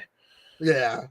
Also, I liked the first season because it was announced that Chadwick had recorded his lines for it, and seeing him as the new Star-Lord in that was fucking amazing. That is probably the best episode of the entire series. Oh, I think Doctor Strange episode is still the best. You think so? Of the entire series, yeah, Doctor Strange episode. Luke agrees. Yeah, I'm with Luke about Doctor Strange episode. It's goated. It's goated, man. That episode was fantastic. My personal favorite is Marvel Zombies. But what I will say, Marvel and Disney Plus did a very smart thing with seasons 2 and 3. And instead of waiting week to week, they released episodes daily. That was a smart thing to do instead of waiting a week for like a mediocre episode like season 1 was. So, but speaking of the Disney Plus show, we got Hawkeye. Strong A for me. Love the show. We don't have an A, so we're gonna just stick with B. Okay. I love the show. I liked it. I think that I was happy to get Jeremy Renner his own thing. I wish it was a movie, but TV show's fine. You really think they were going to give Jeremy Renner a movie? Are you out of your damn mind, Mac? He is underrated. He's one of my favorite actors. He's a great country singer. Like, give this man a fucking movie. Mac, I love you, man. There was no way in hell they were going to give him a movie. No way in hell. This, because to me, this was a Bob Chapek, when Chapek was still in charge, a Bob Chapek, let's milk the OG Six Avengers to the ground. Hawk. I mean, listen. Haley Steinfeld is goated this show for me. I'm not gonna lie. You think Shamik Moore watches the show back? Shamik Moore probably watches the show every goddamn day. So he probably hates the Bills because Josh Allen. He's like, that motherfucker. Shamik Moore is about to single-handedly ruin. I mean, I love Shamik Moore. I love Dope. I'm like, why am I watching my goats get washed? He's about to single-handedly ruin the Spider-Verse franchise. I swear to God. Anyway, let's move on, Mac. I'm sorry. Eternals. So this is where you and I are going to differ. I think you and I talked about this before with Eternals. I love it. You don't like it. No. So is common middle ground C, I guess? I guess, Mac? I don't know. I will put it in B. Okay. Because I think visually this is a well-shot film. Oh, my God. It's beautifully shot, man. I think my problem was that they got Chloe Zhao to do it. And I'm like, no offense on her. I think she's a good director. She was not ready to do a movie like this. Mac, here's my problem. Here's how I'm going to fix it. So I was talking to another buddy of mine the other day. Here's how you fix Eternals. Remember how DC, Mac, has their Elseworld stuff like Batman and Joker? Yeah. That's what Eternals should be. Eternals should be an Elseworld project. Do not connect it to the MCU at all. Just have it be its own. Too late now. We got a big ass Celestial to see. Yeah, it's too late now, but I feel like Eternals should have been its own standalone thing. And I think Eternals would have been better as a TV series. I'm with that too. However, Feige and the team believe so much in this, they want us to. Because remember, Feige was hyping this as like, this is our end game right here. Feige was hyping this stuff up, and I still think the Eternals should get a sequel because there's a lot of loose plot threads still sitting out there, Mac. But we're never. Yeah, they got taken away into space. What the fuck do you think is gonna happen? No, it's like, man, it's some people missing, but and then I made a joke about this on TikTok. This is the only film that we've heard or even mentioned Mahershala Ali as Blade in the fucking post-credit scene. It's the only thing at this point. That's the only movie he's been in. And you don't even see his face. No, I'm like, I will say it was pretty cool for post-credit because as soon as I heard the voice, I said to my dad, like, that's Mahershala, that's Blade. I was like, oh, we're gonna get Blade in 2 years. God, I'm still waiting for it. Man, you're gonna have grandkids before Blade ever comes out. So at this point, probably. Good God. Yeah. Do you think Blade? Actually, that is funny. With like, my thing was like, I think I agree with Luke. I think it did have too much ambition because I remember like, oh my God, there's a sex scene in this movie with Cersei and the other guy. Like, yeah, they get down and dirty. Yeah, there was a lot of ambition with this project. I think there was also,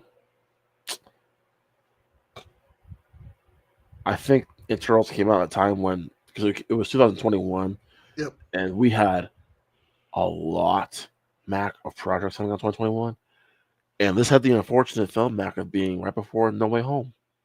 So, yeah. Eternals was fighting an uphill battle. I still think it's great. But, whatever. That's a conversation for another day.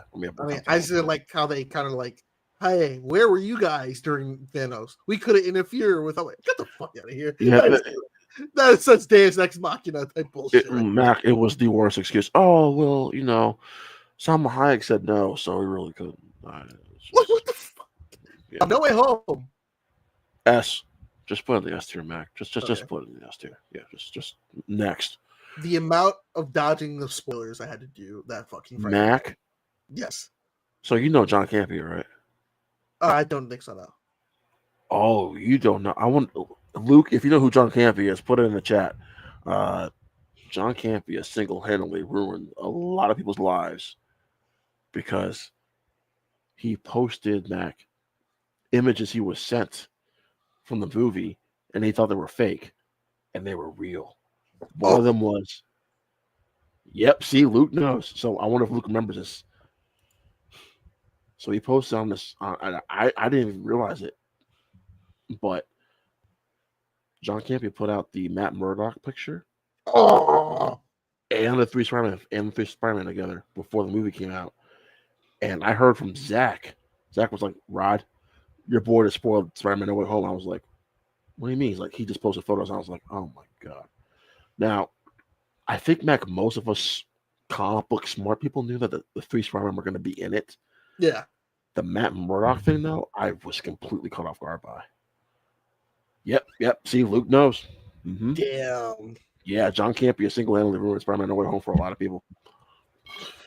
I remember that first trailer, the trailer that came out when he was fighting. He jumped towards everyone, and everyone's like, "Why is Lizard turned in like the Brazilian version?" I was like, "Okay, so they probably edited someone out of the movie."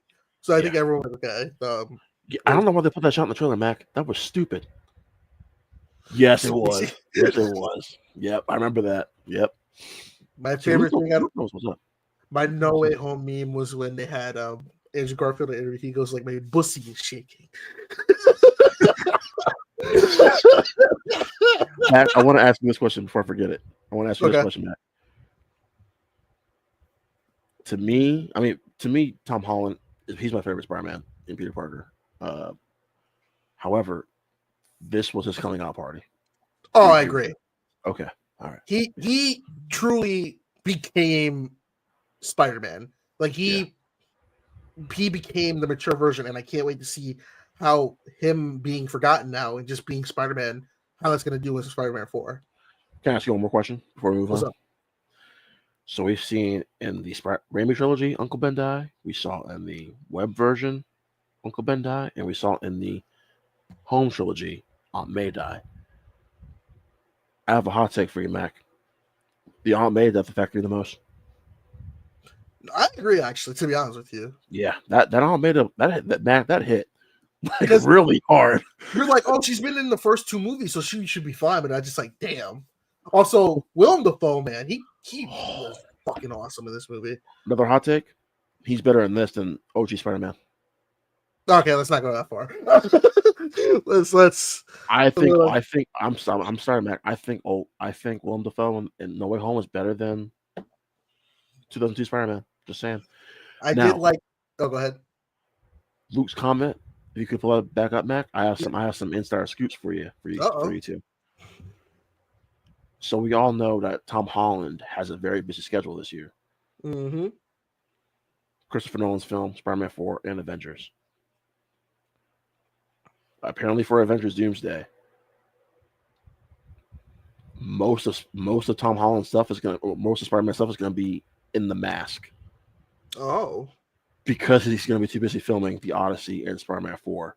So Tom Holland's gonna be doing a lot of voice work, and he's gonna have a body double doing a lot of the stunt stuff for Spider-Man Doomsday for Avengers Doomsday. I mean, that makes sense too, because no one knows who Peter Parker is anymore, too. Exactly. So it actually works plot wise for this. For at least for Doomsday. Now, Mac, I'm not gonna lie, Mac. If we go past Spider-Man 4 and people don't know who the hell Peter is or who the hell Spider-Man is, I'm gonna be pissed. I'm gonna be pissed. But anyway, next up is you mentioned, Luke, why are these films on here? Well, they're technically canon because the multiverse. Because fuck it all. Spider-Man 2, which has been dubbed the greatest sequel, one of the greatest sequels of all time. Personally, my all-time favorite Spider-Man movie. S all the way. S.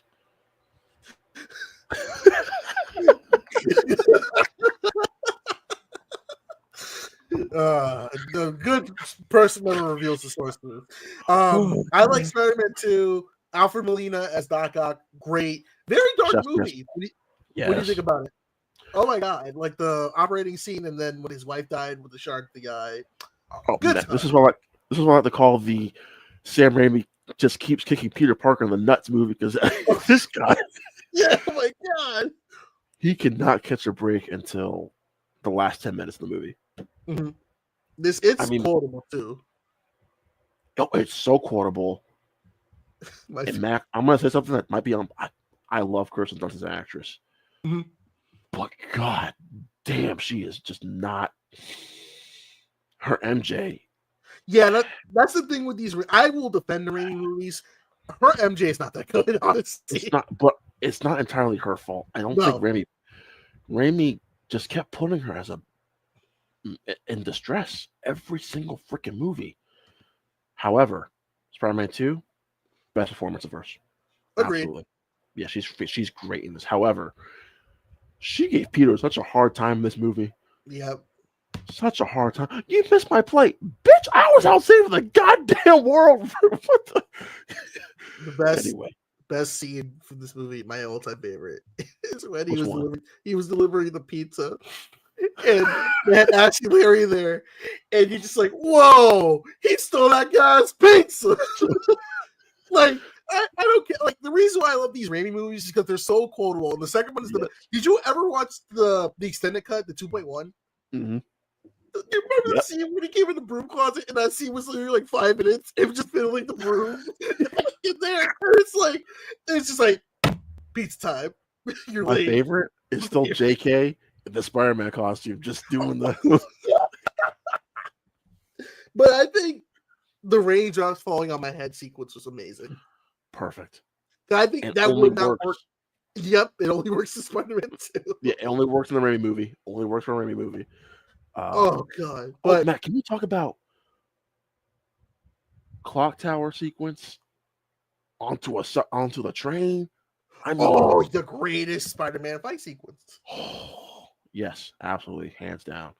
And then Mac, we can all agree here. Myself, you, and Luke, and whoever else is on here. At the end, by the time this movie's over, Aunt May knows who Peter is. Oh yeah, definitely. Okay, all right, thank you. She knew it. Like, she's not dumb. Yeah. I will say, I might fit we'll move on to Spider-Man 3 after, but I love Doc Ock because he's such a sassy asshole. Especially when he's like, he goes, hand her over. Of course. He starts like Butterfingers.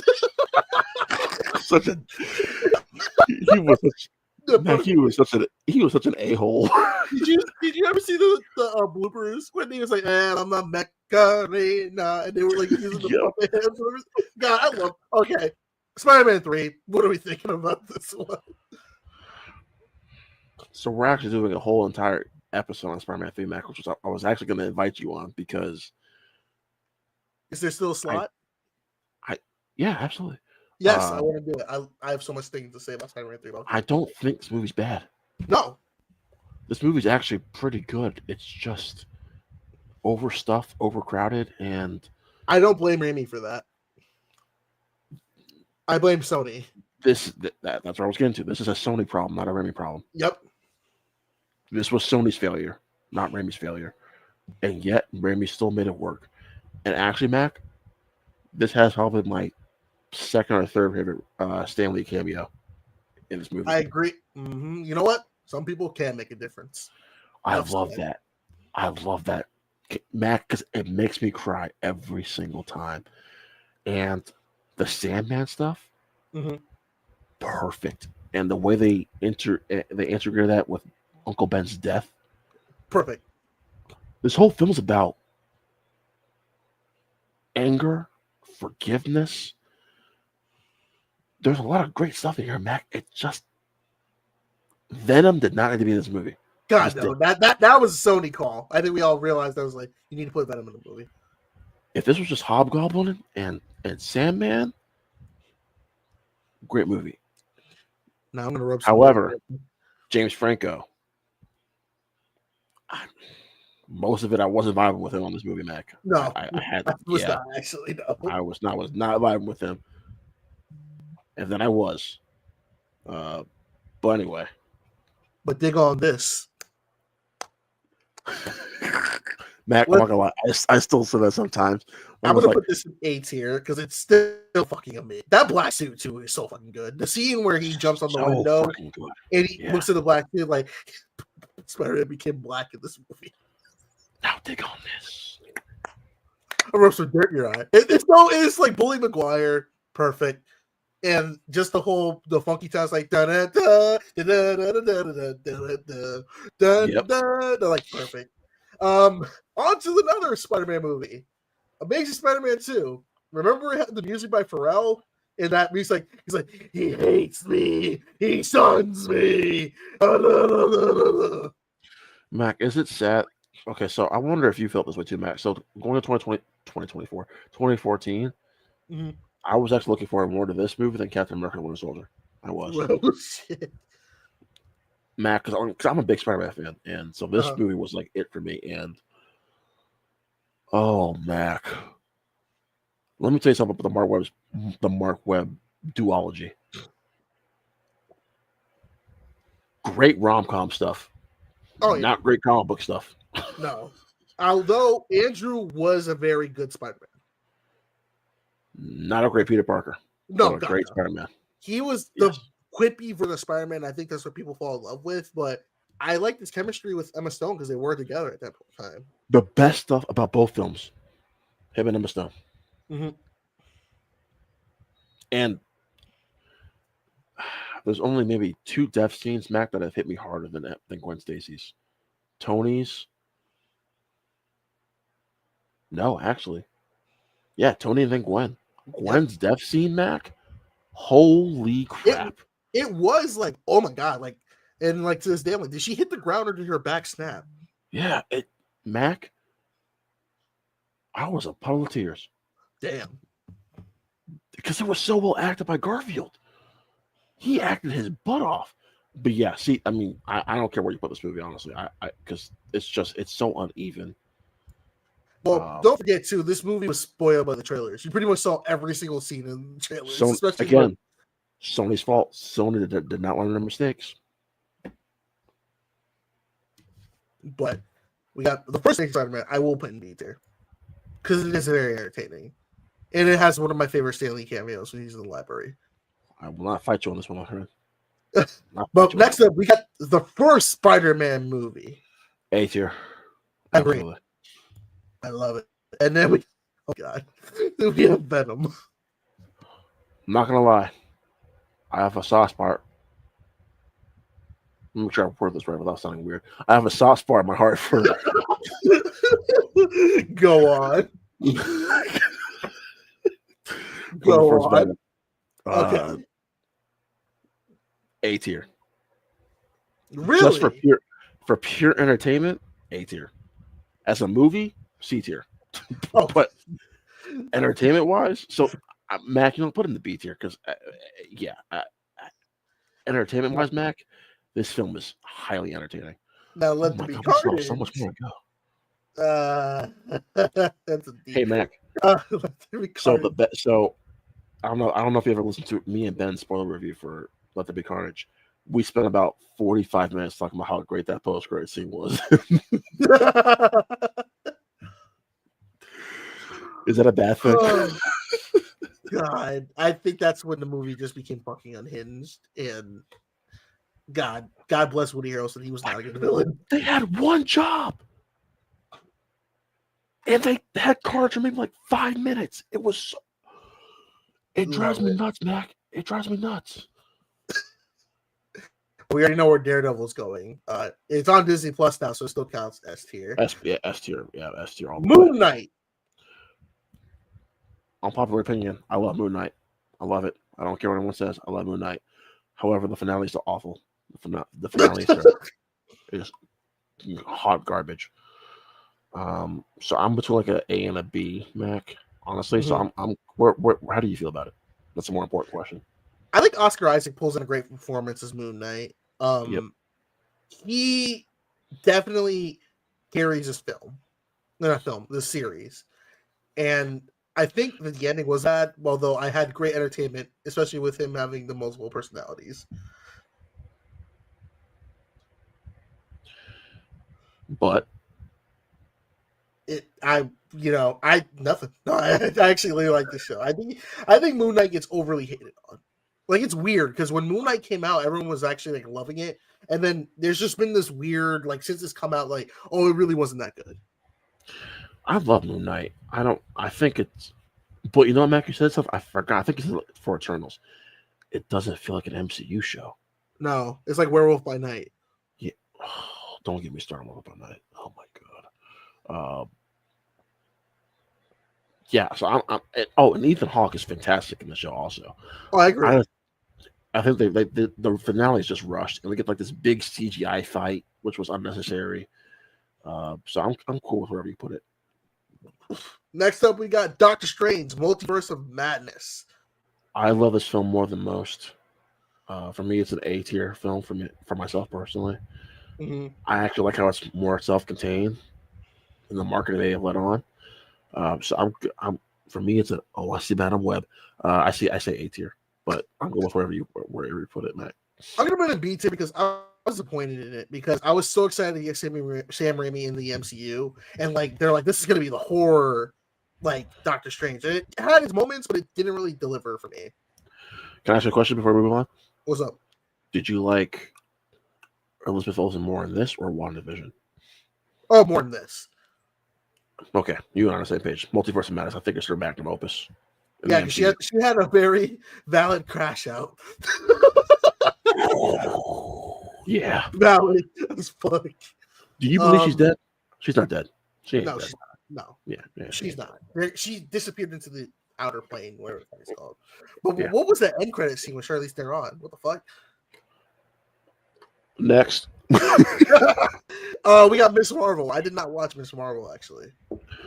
So I think, Mac, I think I told you, Mac, I have a deep affection for Miss Marvel. That sounds weird because she's a high school character, but anyway. Yeah, I hate you. Anyway. I love the show. Mac, I think here's what I mean when I make that statement.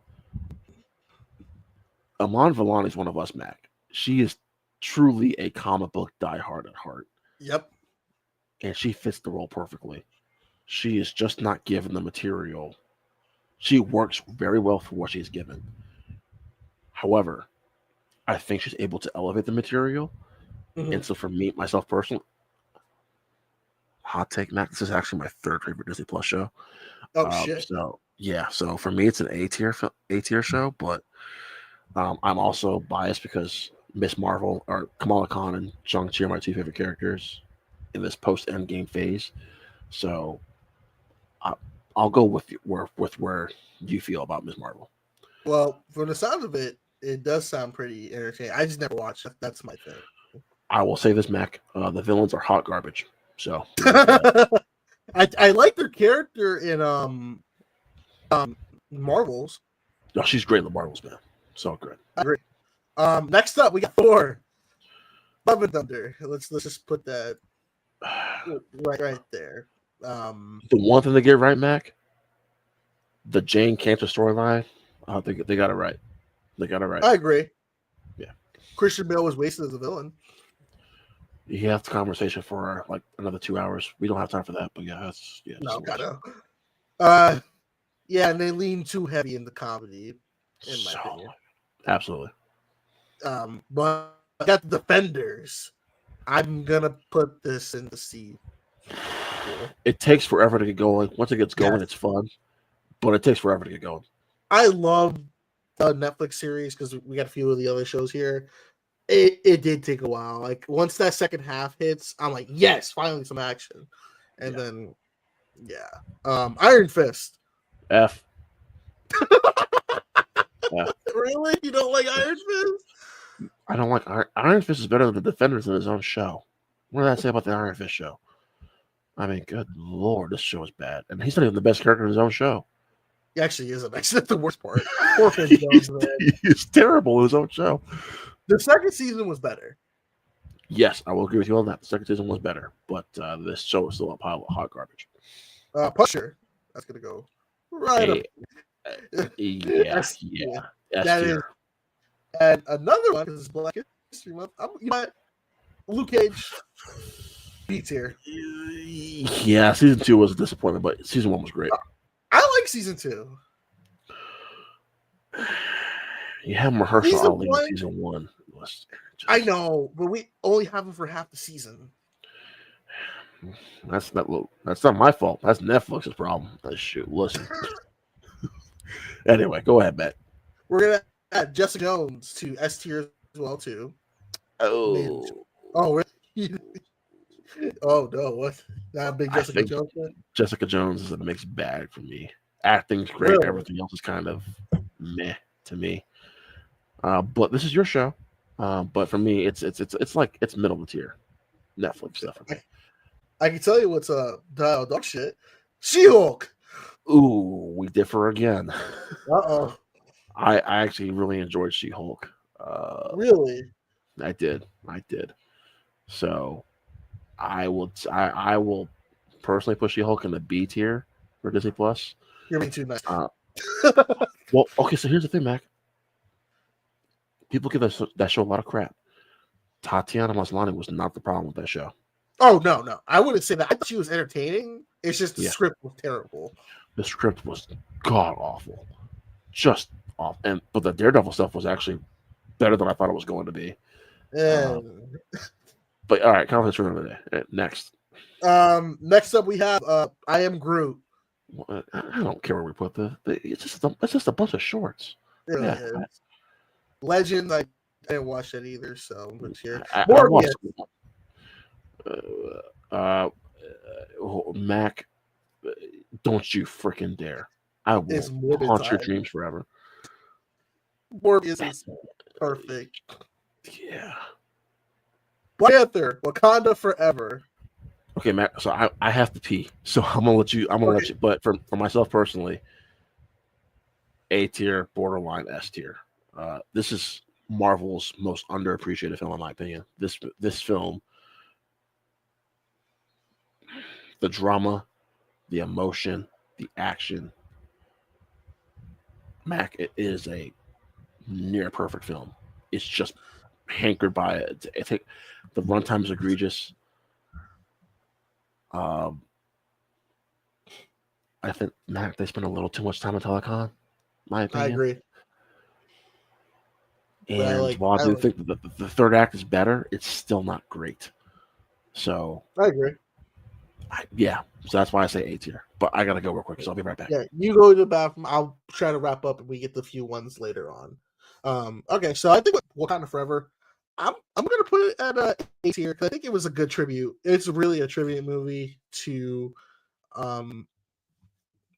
Chadwick Boseman, and it was very, very beautiful. We'll say we're with by night. We'll put the Guardians of the Galaxy Christmas special here. This one. This one's Secret Invasion. Kraven Hunter. We'll just put this here. M Group C+. Deadpool 2. This is gonna be B tier. First Deadpool A tier. Loki season 2. We'll put B. Marvel's C. What If season 2. That is B tier. Echo C+. Web. We're gonna put this here. X97. That is S tier as hell. X-Men one. It puts into A tier. X-Men Days of Future. S tier. Apocalypse. Put here. We'll put here.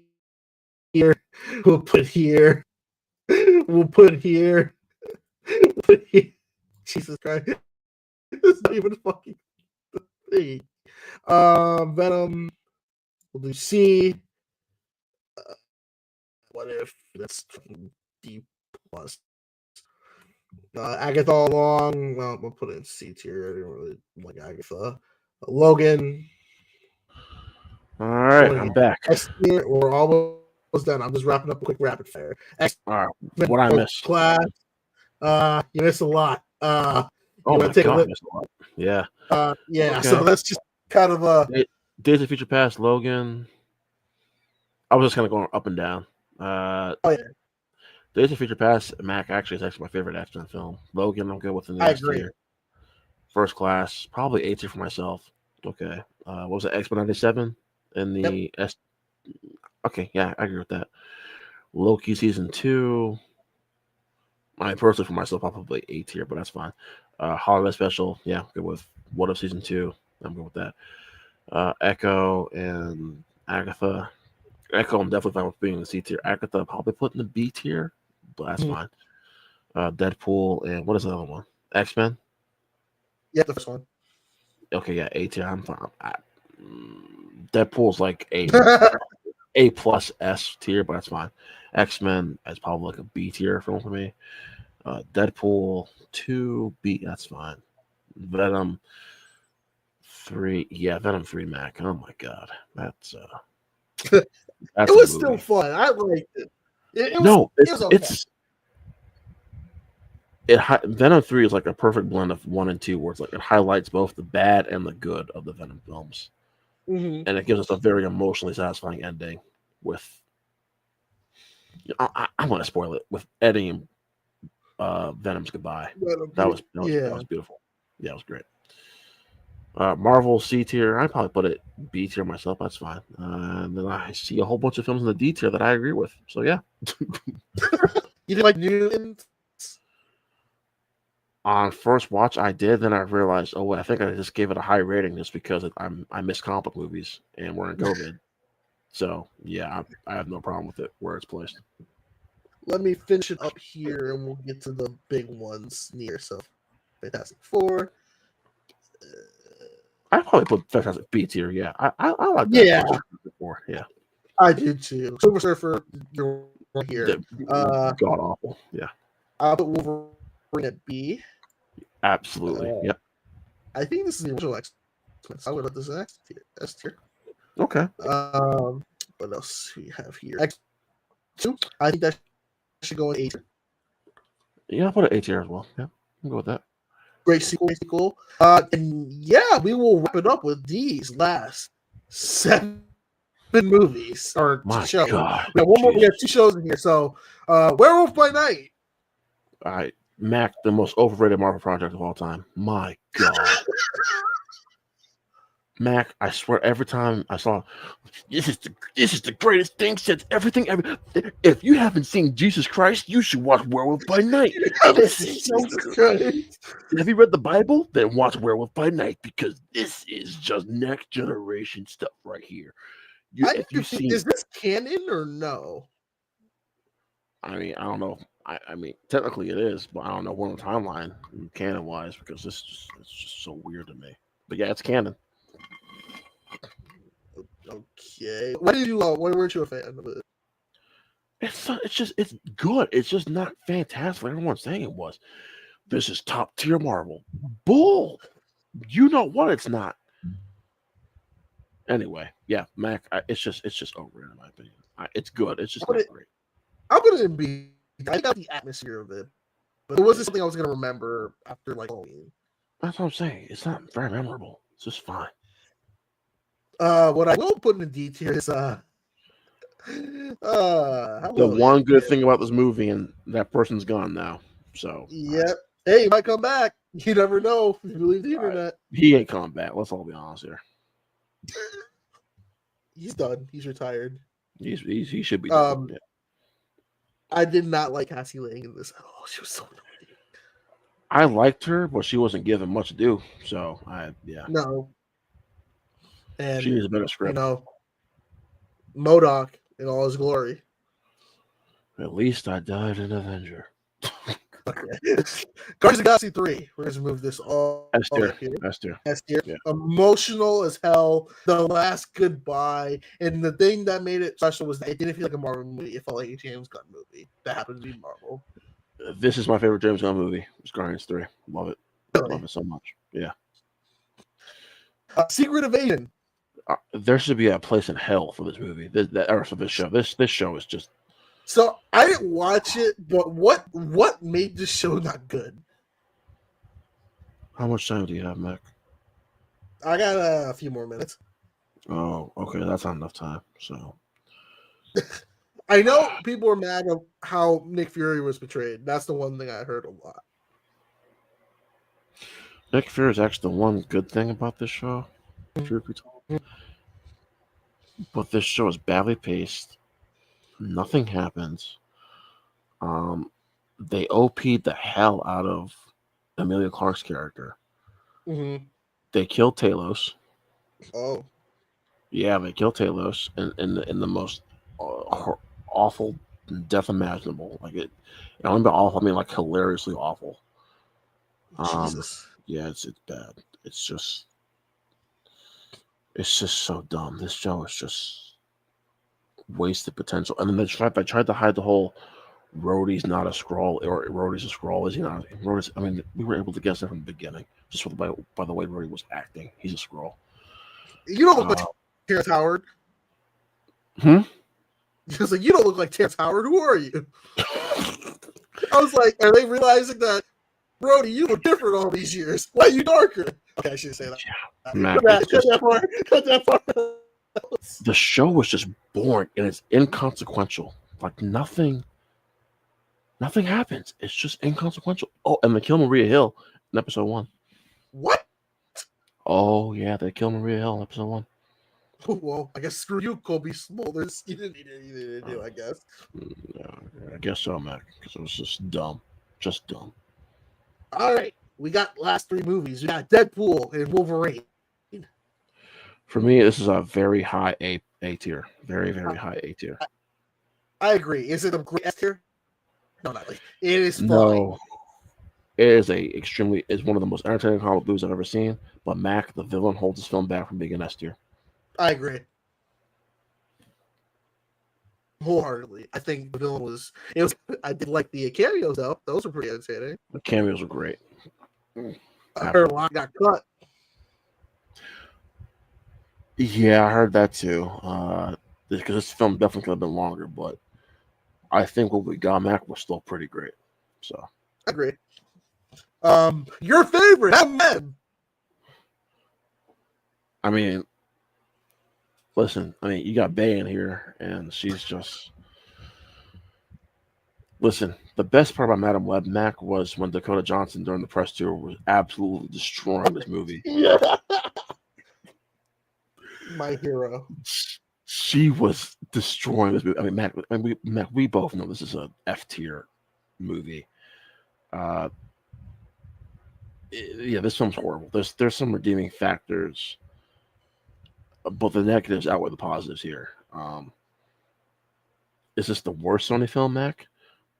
I haven't seen Craven yet, but it's bad. See, it's bad. I've watched parts of Craven. At least it has Aaron Taylor Johnson who gives it his all. That's about everything everyone else has been saying. So that's really it. Like with this one, Sydney Sweeney thought she was joining the MCU. That shit ain't happening. Mac, I mean, there's like high school girls dancing on tables, and it's like, what the hell are we doing here? And Dakota Johnson doing CPR for some reason. Don't forget, you'll know when the time is right because we're gonna get all those sequels, those teas at the end. Oh my god, Mac! I really want to know how much Dakota got paid for this. Probably $2 million. I mean, because she's pretty smart with what her script choices, Mac.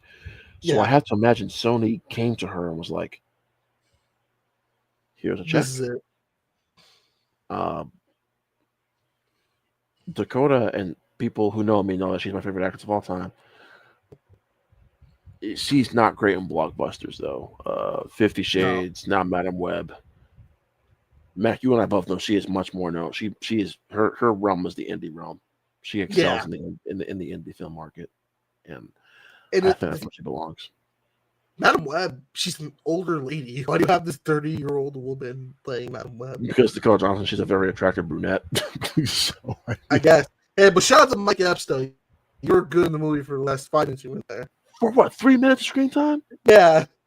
And good thing Adam Scott didn't take too much of a hit from being in this fucking movie.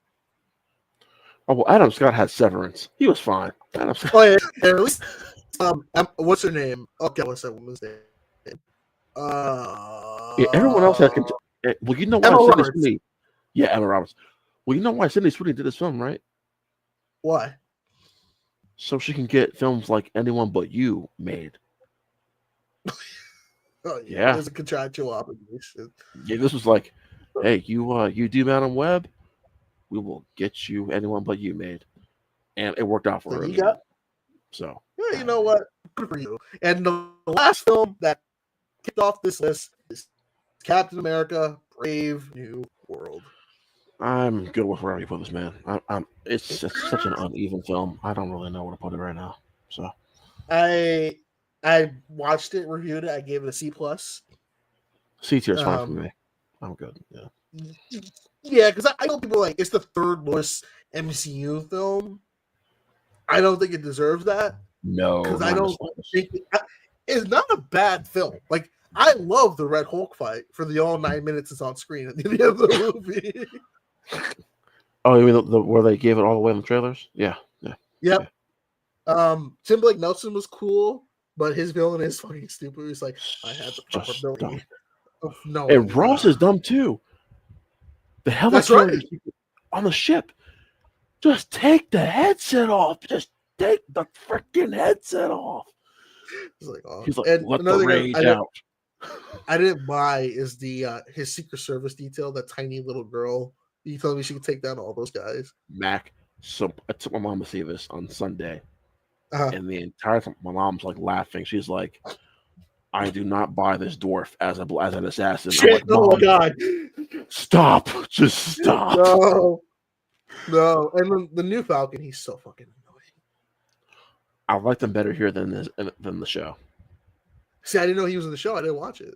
Yeah. So, and then Carl Lumbly is actually the MVP of the entire movie. So, yeah. Isaiah Bradley. Yeah. I like it. I think there's some potential with this character, actually. Absolutely. Like, I'm glad they didn't kill him off. Oh, spoilers, but you guys aren't going to see this movie anyway. So yeah, no. You know, he was the voice of Martian Manhunter in the Justice League animated series. Holy crap. I did not know that. Crossover happening. But yeah, that's going to do it for you. I think that was pretty fair. We were more than fair here. I mean, you and I definitely differed on a few projects here, but when you have this many Marvel projects, you're going to differ on a few for sure. Yeah, we had some outliers too from pre-Marvel, so absolutely, there's definitely a lot of weird activities. But Rod, this is a long night. We got two more. We got two more Marvel movies coming out. We got Thunderbolts, and we have Fantastic Four. Which one are you looking forward to? Thunderbolts for sure. I love the cast. I love what I was seeing from the marketing. I think Marvel has most faith, has the most faith in this movie. Listen, Matt, our track record with Fantastic Four has not been great. And while I love the cast, our track record with Fantastic Four has not been great. And I agree. I'm still a bit iffy on Fantastic Four, Mac, for being honest. With Thunderbolts, you scared? Mac, I'm not gonna lie, I'm very scared. I'm very nervous for Fantastic Four. I'm looking forward to it. If we can't make a good Fantastic Four movie after 5 tries, we're fucked. Just go ahead and bring the Incredibles over to the MCU at this point. Just the best Incredible movie. And then we got Daredevil too. Yeah, Daredevil literally like a week and a half from now, which I am. Mac, okay, so Mac, I want to get your thoughts on this. Here's my thought going into 2024. Brave New World, they could afford that to be a loss. Yes. Thunderbolts, they can kinda, okay. Fantastic Four, they have to get right. But Mac, if Daredevil's bad, oh my god. Oh, the discourse is going to be insane. Or then think about it too. This is the show they had to they reshot it. Like they got rid of the original showrunners. Completely reshot. Yep. They reshot it, everything. So they're like, what, because it's like before they're like, yeah, we weren't happy with what we were getting with this one. Well, you know what was going on? They went 4 episodes without Matt in costume. That's right. I did read about that part. Like, I'm okay with maybe 2, but 4 without any stuff. In the original show, he had his OG costume. Exactly. Like close. They're like, if you go 4 episodes, it's like, what's the point of being Beardo if we're not going to be Matt Murdock? Can we both agree that Foggy's dying in the show? Foggy's dead. Foggy's dying and bored again. Rest in peace, big homie. But Rod, I think we're gonna end it tonight. It is 10:30. I have not eaten yet. I'm still trying to get over the monkey, which was truly the show of all time. It was fine. But yeah, no, we'll see. We'll be back. Maybe we'll be back, and maybe we'll do a retrospective on the movies leading up to Thunderbolts and Fantastic Four. Yeah, listen, man. Listen, I'm always, game to come on here and do a live with you. I will say this is probably one of the longest lives I think you and I have done. Yes. And I'm feeling it now. It's like 10:30. I'm like, God dang, I need some sleep. But yeah, this was fun, man. Thank you for having me on. I appreciate you, man. It's always a blast being with you. I love it. The chemistry is amazing. Make sure you check out Rod and Ben's podcast, Infinity Podcast. We have been regular guests on ourselves. It's super duper fun. Make sure you go check it out, and make sure you subscribe to the channel, like more. Give us some ideas for different live streams once this goes up. But until next time, I'll see you all with my review of Love Hurts and the Monkey. Bye.